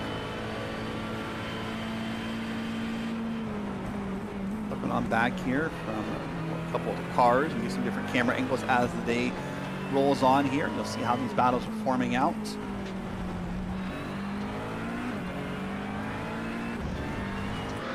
Remind you one more time, we're not done today. The Velocity Online Racing race already ended. Those viewers came on over to watch the end of this race. But later tonight, Nolan Ripple, Lucas Moody on the call for the Sim Racing Association and their Gen 4 Series debut at the Daytona Super Speedway. Lots of exciting racing happening here. Lots more happening this weekend. Triple header tomorrow and all week long. The High Tide Racing League, they're in a playoff cutoff race at Iowa on Monday. After coming off a road course race, they did really well at. So lots of great things are coming here. Many of these drivers will be involved in the beer league on Wednesday night. So, cool racing ahead. By the way, I got word here that it wasn't close. I was able to get in touch with someone from the 10 car that had been one of the GT3 leaders. That would have been, they were telling me now, yeah, RPM Black, they said, their estimate said they were 15 minutes short on gas had they not stopped. And that makes sense. That entirely tracks. They weren't even like close to being on pace. So they pitted right at like the hour mark, almost exactly. which means they had another since I now made sure I was up to date on there's an incident there as that GT4 gets spun by Sim Racing Grid Phantom. Gets spun, and luckily he got it off track, but that could have been a really nasty spot right there because everyone's going to come out of that corner full bore, hoping to get all the front straight run they can get. And easily found himself with that torque car in a lot of trouble, but he's going to be okay and moving.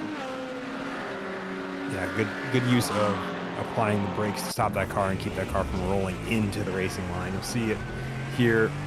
They have to go back one more car to the Sim Grid Phantom as they come on this corner. This person, leader Luciano in that 60, gets past him, but Daniel in the Sim Racing Grid Phantom just tries to go for a closing door in that vortex of danger that gets really referenced in a lot of sim racing grids, and just unfortunately doesn't get on the brakes fast enough to realize that corner is not going to be one that he can take the inside of.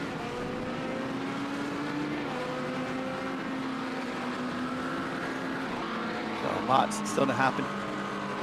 Again, the witching hour has kicked off. Lots of weird spins, lots of contact, lots of spots being gained and lost. Now we get a pit stop strategy to play in here. So just all over the place. By the way, if you want to look on back real quick in the field, I think there's about to be a battle for P4 and P5 in GT3 Pro between Pegasus and Sim Party Racing Delta, pardon me. So that's going to be another battle that's going to kick off here in a moment.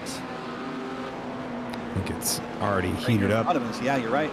And so this is coming close now. They've got a car ahead of them, but these guys right now are less than a second apart. That's the white and blue car in the back and the red car in the middle. They are fighting for P4 and GT3 Pro with about 20 minutes to go.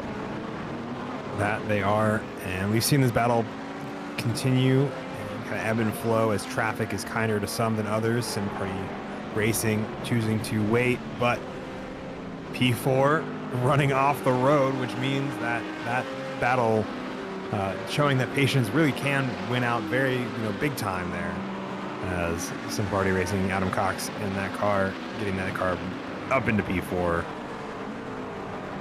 And boy, this is a turnaround for Sim Party Racing in the way. I mean, they had an abysmal first hour as a team. We talked with one of their team managers earlier in the race, and they had a wreck in the first hour. They had an internet problem in the first hour for different cars, and so from the tone of that interview, it's almost a surprise to see any of their cars, up in here. Not to disrespect them, just from the tone of that interview that Nolan did back in hour 2, you almost wouldn't expect to see one of the cars up involved in the battle. Here we go now, still moving on around.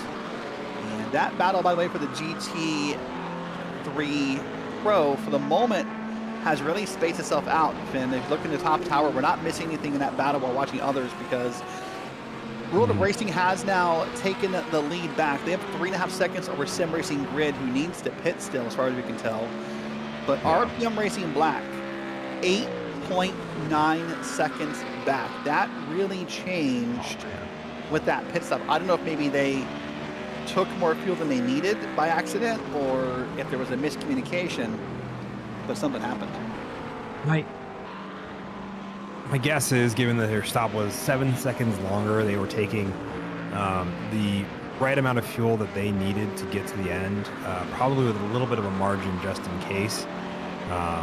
And I think World of Racing had a much smaller margin they wanted to work with as a result. Especially because I think World of Racing pitted 5 laps later, like we talked about earlier. It means that they only had to worry about putting in a little more fuel than RPM Racing, who had to put in 15 minutes worth of fuel. Right. So, I mean, it could be that they need different amounts of fuel. It could also honestly be that someone on the team, set the number too high. I mean, because 8 seconds or 9 seconds on track, that's a good amount of fuel difference. I mean, that's who knows, right? I mean, it is 5 laps worth of fuel thereabouts. That's true. Especially when I believe it's something close to, a couple gallons per lap. What the liters is. Yeah, the fuel rate per 3 here is maybe up the question. But so what once was a great battle up for GT3 Pro has calmed down for the moment. We think Sim Racing Grid will give up P2 at some point. That may put Sim Party Racing, by the way, up on. Well, they might need to pit again actually. So we'll wait and see how that plays out here. We're currently riding on board with the 251 Ricardo here, part of this team that we're on board with, and then P2 in that class. And he's trying to run down and see what he can make happen here in the last 15 minutes. I think, well,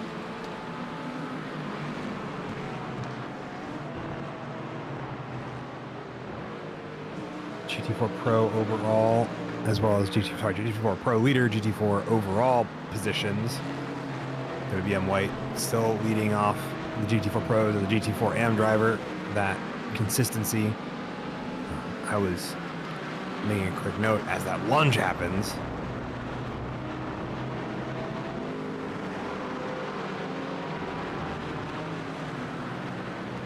We did hear from Ken Culpin in the YouTube chat. He said he ran out of fuel and ran out of mental bandwidth.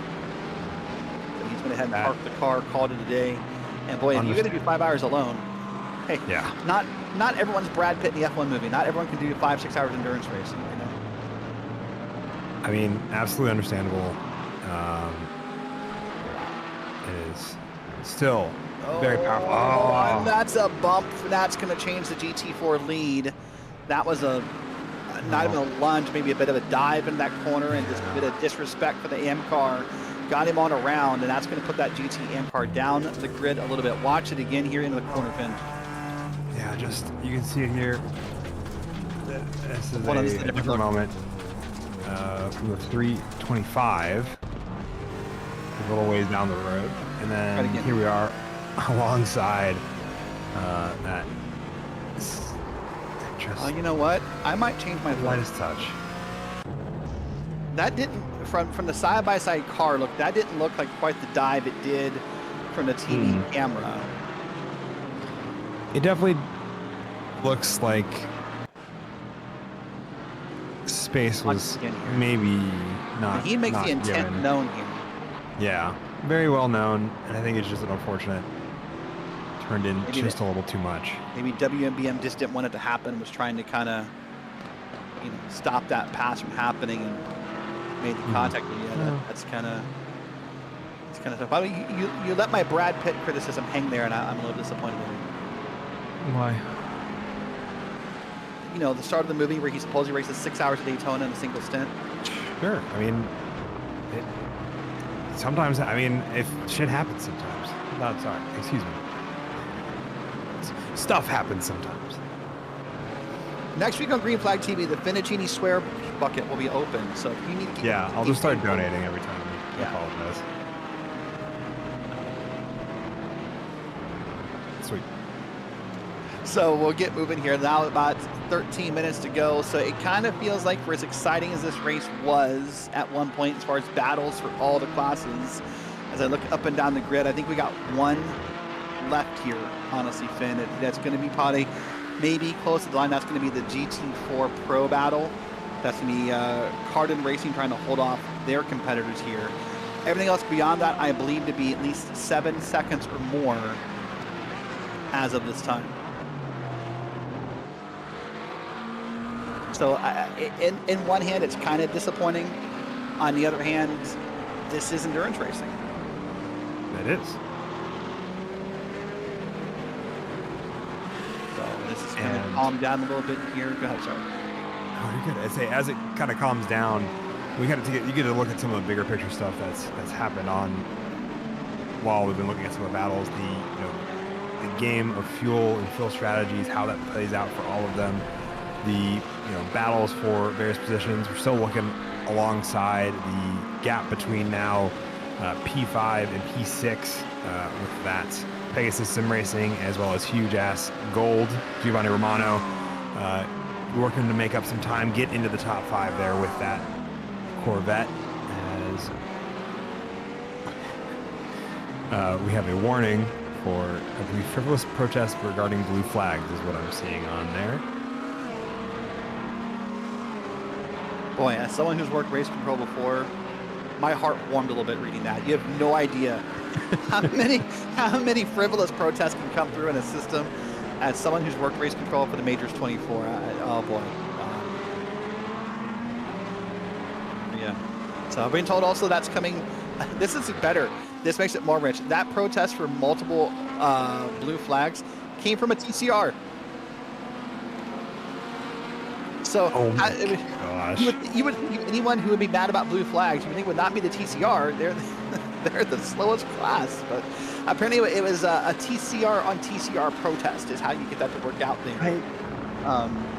So I mean, it's got to be because I mean, if you're a TCR protesting like a GT for blue flags, you have a lot of explaining to do, Mister. I want to see that protest. That's going to be pretty weird.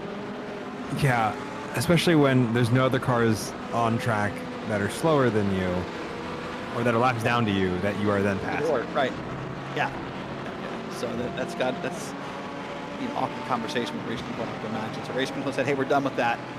Who's your warning for frivolous protests? I don't. Yeah, that's a new one for me right there. Well, on the screen, still plenty of great racing action happening here now. Just about to approach the 10-minute mark here. Glad you're with us here on Green Flag TV for the opening race here of the trophi.ai Endurance Series. It's been a great day at the Bend here. So 1 month from today, basically, a little off in the dates, about 27 days from now, we'll be at Magny-Cours for a 4-hour race. Yeah, I don't want to say industrial, but I'd say the other French track. Yeah. Maybe the third French track. Well, no, it's not French. I mean, Monaco's not French. Never mind. The other French track. Yeah. The other French track. The other properly French track. Right. And I mean, one of I think 3. Isn't Letterman also French? Yeah, possibly. I have to look that up. Yeah, we're all. We'll watch the battle for third. Our producer will look up and fact check you live. We'll see how, yeah, it is French. Good job. So, right. Oh, hold on. Look at that. No. Oh, Big no. Pass. That's a GT4 AM right there, and that's deep into the grass. I mean, I think they got, once that contact made, they got hooked together, and they just could not get separated. Yeah, Sunday Drivers and Eagle Speed Academy Esports number 5. You can see just try to go for the gap there to not get stuck behind the TCR, and Sunday Drivers saying, I'm still here. I haven't gone anywhere. Yeah. Nope. And by the way, someone asked her about nice paint scheme. That Eagle paint scheme, not to make light of the situation. That's a nice paint scheme. Yeah, Eagle are one of the better ones. I mean, they're all pretty great. I haven't seen one that I've been like, I could take that one or leave it. But yeah, maybe not the right moment to say it's a nice paint scheme because they got spun around, but it was legible. Yeah. You know what their team name is, so kudos to them. Here's a battle right now for the GT4 Pros, by the way. This is likely to be the only of the 5 classes we'll see a battle in coming close to the line. So this will be close here. Look how close they are, and that red car is going to dig into turn 1 here, I think. Agreed it is. GT3 Pro P11 going to get around Project Synced Racing Team, their GT3 Audi. That Mustang of the red RPM Racing Red getting the job done and dusted pretty easily. I'm curious if there is a fuel save strategy of some kind for at least one of these drivers. Yeah, I'd be curious to know. So there's battles all across GT4 happening, by the way, because there still is the battle for the GT4 Pro lead. There's also one for 10th and 11th happening. And here's a battle. Different things going. This is a GT4 Pro battle that we were looking for a second ago, and this is still within a little bit of time of each other, but I mean, the closest battle we're going to have of the classes. You see some faster cars still coming through here with about 7 minutes to go. Likely, I would say probably 3 to 4 laps to go at the line. So if you're looking to get around the GT4 Pro lead, you likely get one shot at it. Yeah, 1, maybe 2, depending on if there's any mistakes, how traffic factors into things. But GT3 pushes one of them wide. You know, there's an opportunity there, but not many, and they probably will not be given back one way or the other. So it's all going to be down to whether or not that Cayman can get a faster run through the more twisty sector and keep the draft of the Aston Martin going into the fast sections. cars going around. That huge ass car shoved off the track, and that turned out okay. At least it's okay. And there's the aggressive headlight. I know what that one means. Oh,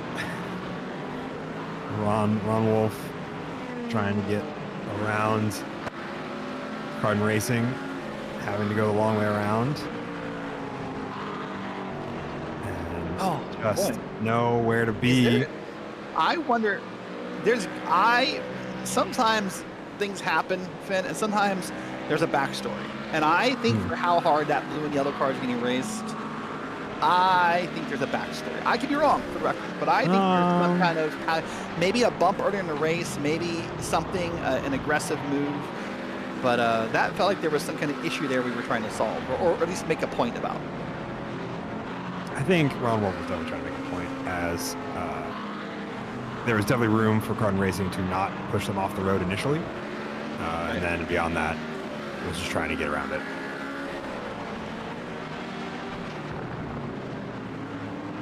Be my guess. We are now just about, yeah, and it could be. I was wondering maybe there were some issues with Cardin.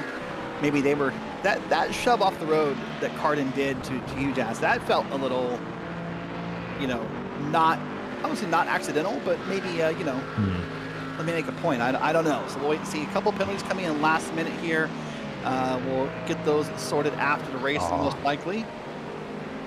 It's possible, or they have to serve before the end. Yeah, but that's the penalty for the second place GT4 Pro car, I believe. That is in this battle. That's a 15-second penalty. So unless they would win by 15 seconds or more, I don't think it matters. Yeah, I think that is unfortunately going to be the end of that one. That'll probably bump them to probably, my guess, would be fourth in GT4 Pro behind Sim Race Sweden, as well as Enosis Esports. Well, we hope you've had fun today at this track, watching or racing along a track that's only 7 years old. It's an FIA Grade 2 track, so sadly not going to host some F1 racing time soon, but an amazing facility here. It's got multiple different layouts. I think I saw on Wikipedia over 8 different layouts, including go-kart tracks and drag strips and much, much more. And again, the layout we're using today, Finn, the international layout, not even the biggest one.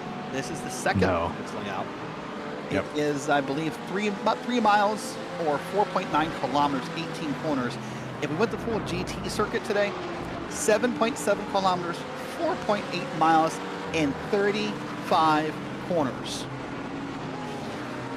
Yeah, it is At that point, a doozy of a track. Yeah, I'll take corners 1 through 4. Nolan can have 5 through 25. We'll unevenly break it out so Nolan gets the most work, and we'll do it that way. We absolutely should. 3.5 minutes to go in this race here, and right now, World of Racing is still going strong, over 10 seconds back to RPM Racing Black. Other cars, including Sim Racing Grid, have pitted, as did Sim Party Racing Delta. So your top 3, you'll see it per class here. So Huge Ass Gold, RPM, and then your leaders up there, World of Racing and your GT3 Pro at least. And you see all the battles happening here on track. Remember that battle right now for GT4 Pro, it's on screen, it's deceiving, however, Finn, unless they get that appeal in and they get it approved, there's a 15-second penalty for one of these cars. And it'll be a unfortunate end to what has been a pretty great race as he goes for the look up the inside. Cardin Racing keeping the outside, a little bit of a touch there, which sends it the way of Project Synced.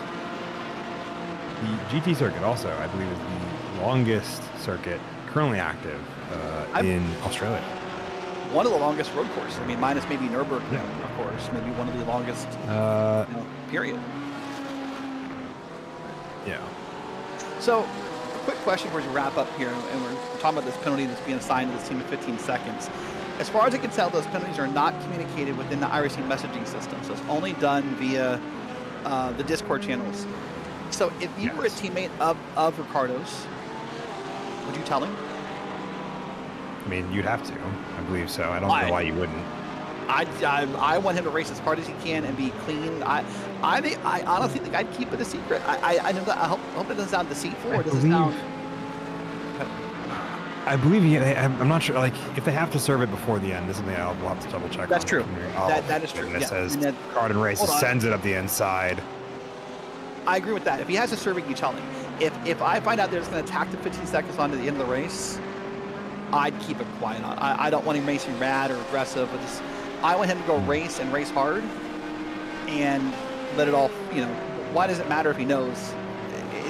I hope it doesn't sound bad, but that's what's in my head. Yeah, it also depends on. I think it also depends on the person. You know, it depends on if the driver will drive upset because of it. You know, versus if you know they're just gonna have to keep doing what they're doing regardless. Like, there's no reason not to. Same reason, like, why tell them? Why not tell them? You know. Yep. So coming down here to less than a minute to go, we'll see if the white flag indicator comes out here in the timed racing format here on iRacing. We're quickly coming down to the approach at the end. There's a track map on the bottom of your screen. You see a couple of cars working their way around. This is still the battle right here for the GT4 Pro on track. At least the markers on the bottom of your screen, those are all the different class leaders on the map and where they're located. So you see all 5 indicators indicating GT3 Pro and AM, 4 and AM, and TCR. They're on your track map. Well, it's been a great day for World of Racing. They really worked their pit strategy well. They had a great run at it, and they'll come around here with just about 5 seconds to go. Will they get around the line again is the question. Will Barney the Flagman have the white flag or the checkered flag? It's going to be white flag one more time around. So they are now 11 seconds ahead. As long as they can cruise along, Finn, and stay calm, they have this win secured. That they do, especially if there's no other incidents, which likely there isn't. Usually the last lap tends to be pretty calm 9 times out of 10. What may not be calm is this battle right here, so we'll see what happens. It's got a bit of a gap now in the GT4 Pro category, so this is likely going to come around. They'll take the white flag, and they'll get one more time around. And now I start to feel that either Ricardo missed a corner, or maybe he knows that there's that penalty in existence. So he did not come in to serve it. We can answer that question for you. Whether he was supposed to or not, that may be a different question, but they may be working on an appeal. But I think it's now safe to say, short of something weird happening with this car in the way, this battle is closed.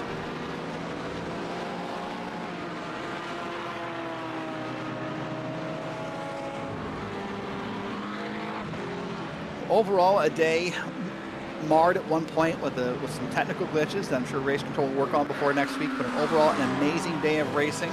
Lots of fun was had.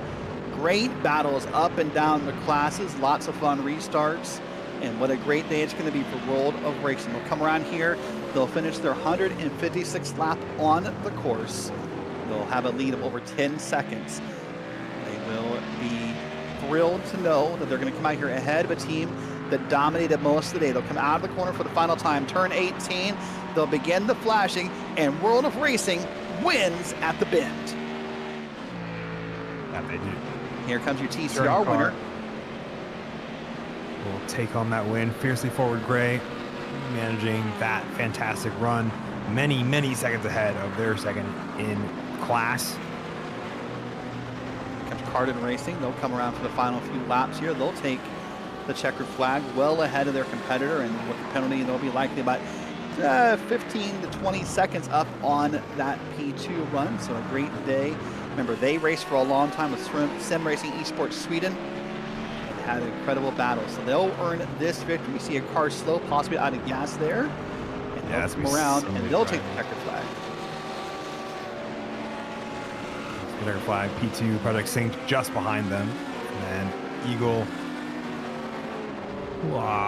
Eagle Speed Academy Esports will come home to take home their class win in GT3M.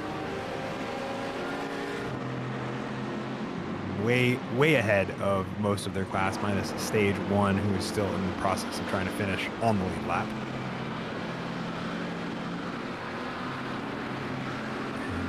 And WBM White takes home their class win as well. And Sunday Drivers, I believe, is just going to get across the line and get classified as finishing. Sort of an appropriate name by accident, isn't it? You're rolling 50 kilometers down the front straight like on a Sunday drive. Not the name you wanted probably, but the name that you sort of lived up to in the very end, I guess. What an amazing day at the Bend. We're not done. Post-race coverage is coming up next. We're going to step aside for a moment. We'll come back with results and interviews just after this.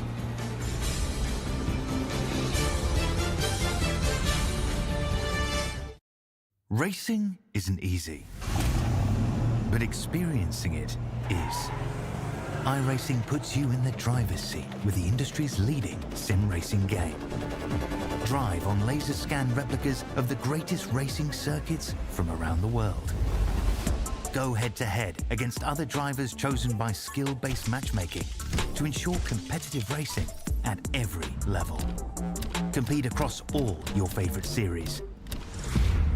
In officially licensed cars, engineered to deliver the most accurate driving experience possible.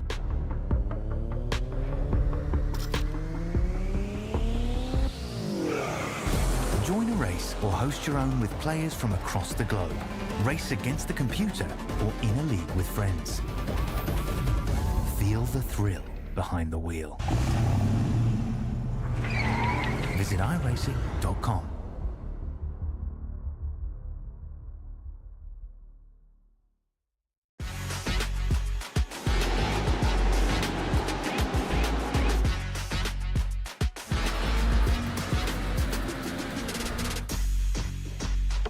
For the upcoming right-hander, brake 30 meters later and ease off the pressure.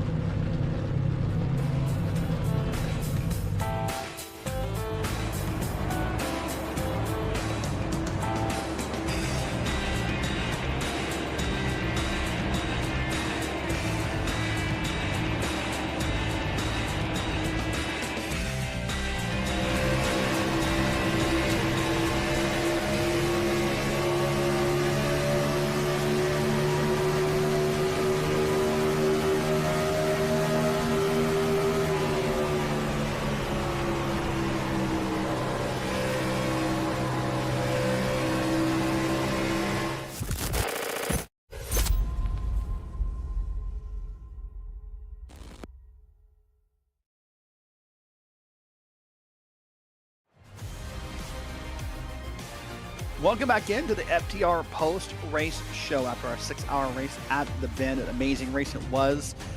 Before we get to our interviews, let's go ahead and take a look at today's unofficial results class by class. We'll start with the GT3 Pros, and you'll see here World of Racing wins by over 9 seconds for RPM Racing Black.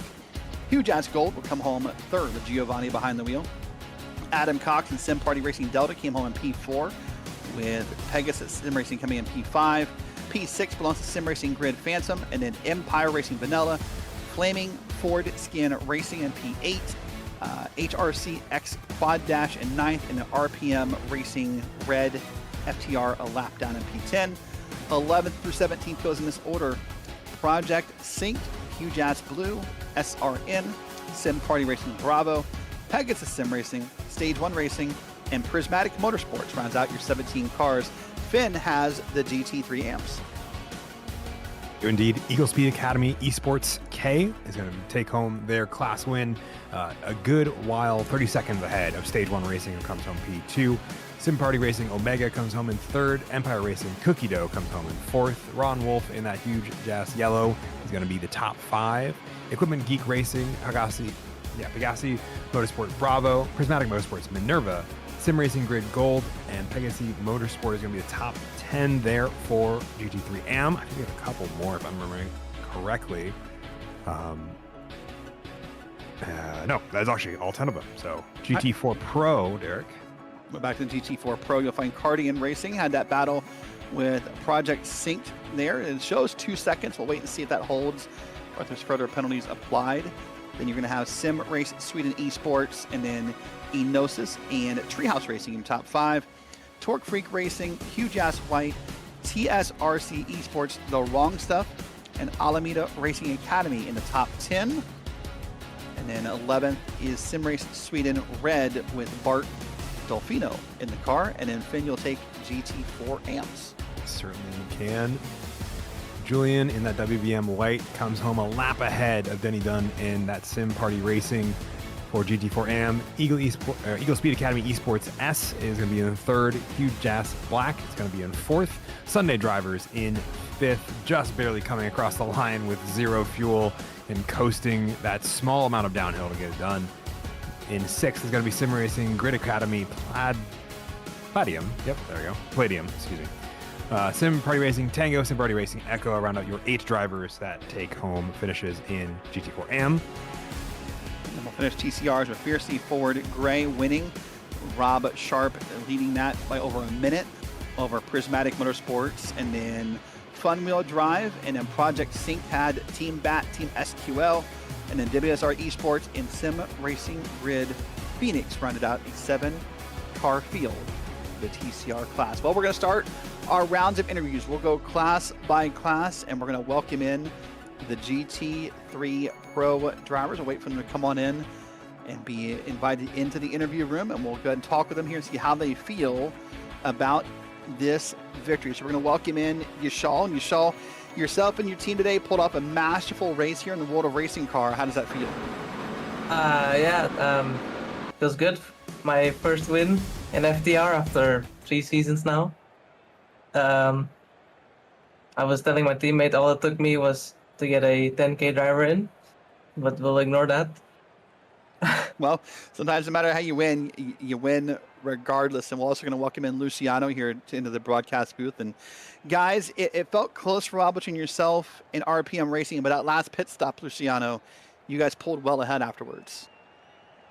Yeah, that last pit stop really made a difference. We already knew that they were going to have a longer pit stop at the end. So, the goal was just stay close to them and see what they do.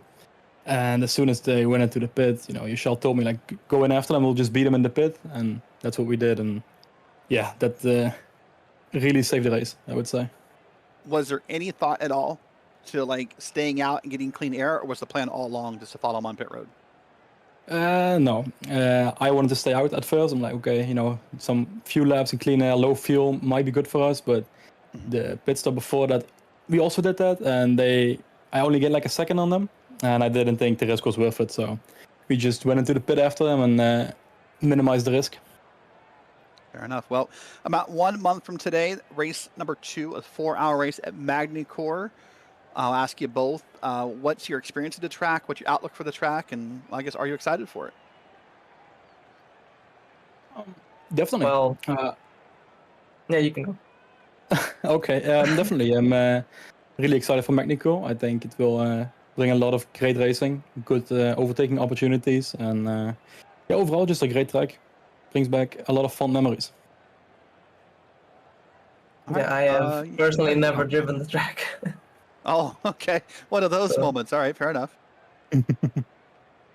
Well, you got about a month to prep for it. So good win today, guys. Great matchful race. Fun watching you drive, and we'll see you in about 1 month in France. All right, Thank thanks, you. guys. See you later. That is your representatives for World of Racing. They did an amazing matchful job, Finn, and I know you've caught up with the GT3 AM drivers. I certainly have. At least Chris, I believe also Julian's floating around here as well, but I'm not 100% on that. Do I got all that right? Hey, No, evening, Chris, guys. you're just by yourself all 6 hours, right? Excuse me. Yeah, correct. I'm Man, how was doing that? the. Well, it was okay. It's a really good flowing track to do a 6 hours. It was eventful, but it's a fun. It was a fun experience overall. I really had fun. Fantastic. It seemed like you had a pretty commanding lead there, just consistent laps there, seeming to be the thing that benefited you. Any great way that you came about all of the just the pace you had over the course of 6 hours? I was just trying to stay out of trouble because I saw in the leading in the beginning, the leading laps, there were a lot of dive bombs, stupid mistakes to do in an endurance race. So I was just trying to drive my own pace, drive my stay clean, stay out of trouble. Most of the time it gets me far, so just It's trying what to it do seems that. to do. Yeah, it seems like it does that for a lot of people. Consistency really helps. So fantastic stuff. Next time out, we're going to Magny-Cours. Are you familiar? Do you like the track? Do you hate the track? I love the track. I think it's an awesome track to do a multi-class on. We driven a couple of times on Magny-Cours, and yeah, it's an awesome combo. Fantastic. Well, any other shout outs you want to give as we're wrapping up this? Congrats again on your class win. Thank you guys to the broadcasting team for making this work, and also to the organization and to everyone in the Eagle Speed Academy team. Very well. Hopefully we see you Thank back again guys. on the podium. Oh, excuse me. Yeah, I hope so. No, sorry. Oh, you're good. I just hope we see you again, once again back on the top step of the podium at Magny-Cours. Sounds like you're a big fan of it. I'm excited to see 5 classes of multi-class on Magny-Cours. I've got to be honest. So I hope to see you back there in about a month's time. So good luck. Hopefully the practice goes well between now and then, and I'll see you out there. Thank you. We'll try. That was wonderful. And that was our GT3 AM winner in that Eagle Speed Academy car. All right, well, let's go ahead and continue on with our interviews here. We're going to welcome in Parker Dewam. And Parker, a great run today. Congrats on the run. How did that feel? It felt good. It's my first time racing this track, and Julian got us off to a great start. Some accidents and some cautions helped us out time-wise for pit strategy, and it ended up giving us a comfortable lead. So towards the end of the race, so maybe within the last half hour or so, of course, the penalty comes out for P2 in your class, and it sort of, I guess, for a lack of better words, kills the battle you had. Were you aware of that? Did you know that? Did it factor into your racing at all? Are you talking about the 251, the Project Sync? Can we grab Julian? This is Yeah. GT4M. No, it didn't really affect us because he had already pulled out, far ahead. But our race wasn't with them, so stuff happens. It's gonna happen again eventually. But we were just able to. I'm glad that there's no damage. We were able to carry on and capitalize on what we did. So talk to me a little bit about the mental, I'll call it a frustration, the mental confusion maybe. We had a long yellow flag today. As a driver, what does that do to you? I mean, you get in your head a little bit because there's no groove for you to fit into. You're just doing small pace laps, and at some point you're going 5 miles an hour to almost a dead stop. So just knowing that you're eventually gonna have to take a start, and you can't even pass before the start finish line is just it's just like anticipation grows and grows. But I think, I mean, everyone raced pretty clean in GT4 class today, so I'm good with it. Fair enough. Well, listen, Will Parker, great run today. Congrats watching your race, and we'll see you next month at Magny-Cours. Thanks. All right, now we're going to welcome in Julian here. Julian, part of the winning team here in the GT4 class, and one of the classes here is Julian. How much fun was it out there at the bin today? It's a lot of fun. Like, everything went well.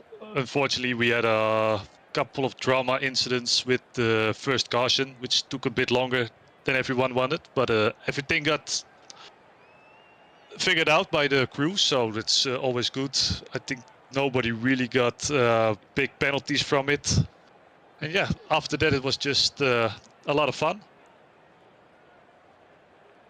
So how do you keep yourself, for lack of better words, how do you keep yourself sane during that long caution? How do you keep yourself focused and not kind of, get lost in all the shenanigans that are happening? Well, that's quite easy. Parker was in the car, so I said, have fun. I'm going to go grab a drink. Left him alone. That's perfect. Good job there. That's awesome. Well, next month we go to Magny-Cours. About a month from today, September 13th. We'll be there at the track in France. What's your level of expertise with the track? Are you excited for it? What's the outlook? Not the biggest fan of the track, but then well, we showed that we are good here, so people might expect something from us. So start early with practice, and let's see what we can do. Fair enough. Well, this was a pleasure watching your race. Anyone you want to say hello to or give a shout out to? Well, for the family at home that's still watching, even though it's 12:30 around here. And of course the WBM crew for giving me the seat this year again. Fair enough. Well, listen, it was a pleasure watching your race. Thank you for your time, and we'll talk to you soon. Yes, thanks for having us. You're welcome. Thank you. That is the driver there is responsible for that car you see on screen with the WBM white. And then Finn, I think you're going to round it off with the TCR winners. I certainly will try to. Sebastian, as well as Robert, you guys take home a pretty commanding TCR win in that fiercely forward gray machine. Talk me through that last pit cycle and coming out on top of that kind of battle you were initially having after that restart. Oh, yeah. The last pit stop was beyond stressful because we thought we were going to be losing the lead due to a very clever pit strategy by one of the other teams. But luckily, that safety car came just at the right time for us. And we were luckily able to save enough fuel. And then, yeah, once I got in the car finally, I just had to kind of make a gap as best as possible. So luckily, I was able to do that. So it's just very stressful with all the traffic. Very well. It seemed pretty solid otherwise. A pretty calm route to the finish. With all that, are you expecting to do well at Magny-Cours when we go there in a month? Maybe. Maybe. Yeah. Seb may do well there. I've never raced there before. I never raced the bend either, so it's all a new experience for me. So hopefully we can find some pace and hopefully get a repeat or at least a podium for the next race. Fantastic stuff. Off to a great start in terms of the championship over the next 5 rounds. Hopefully we'll see you back again on there. Any shout outs you want to give to folks back home? I'd like to shout out my fellow teammate Morton, who couldn't make it today, but hopefully he'll be here for the next round. So and obviously shout out the team, Fiercely Forward, always supporting us, and shout out my family and friends. Yeah, same for me. Oh, and of course Seb, he was the star today, really. He did the most work out of all of us, to be honest. He did really well. Super good job. Fantastic stuff. Well, we hopefully see you back here again on the top step of the podium in about a month's time at Magny-Cours. I'm excited to see five car multi-class, or well, 5 class multi-class there. So I hope you guys are too, and we'll see you in about a month's time. Thank you. See ya. Alrighty, that's good. And that was your TCR winners, Fiercely Forward Gray, Rob Sharp, as well as Sebastian Hove for that win. And that wraps up our podium interviews for the day. Well, it's been an amazing 6+ hours here in the broadcast booth. That's this amazing racetrack. To zoom out, let you get a full view of what we've experienced, all the twists and turns, the different layouts, and the magnificent area of this Australian landscape. It's been an amazing day. We're glad you're here with us for all 6 hours. We'll remind you, if you've missed any part of this race, you can catch this race and every race from this season of the FTR trophi.ai Endurance Series here on the Green Flag TV YouTube channel. Once again, congrats to our class winners. For Nolan Rimple pushing the buttons behind the booth, makes it look and sound good. For Finicini, I am Derek Watson saying so long and good day from Australia.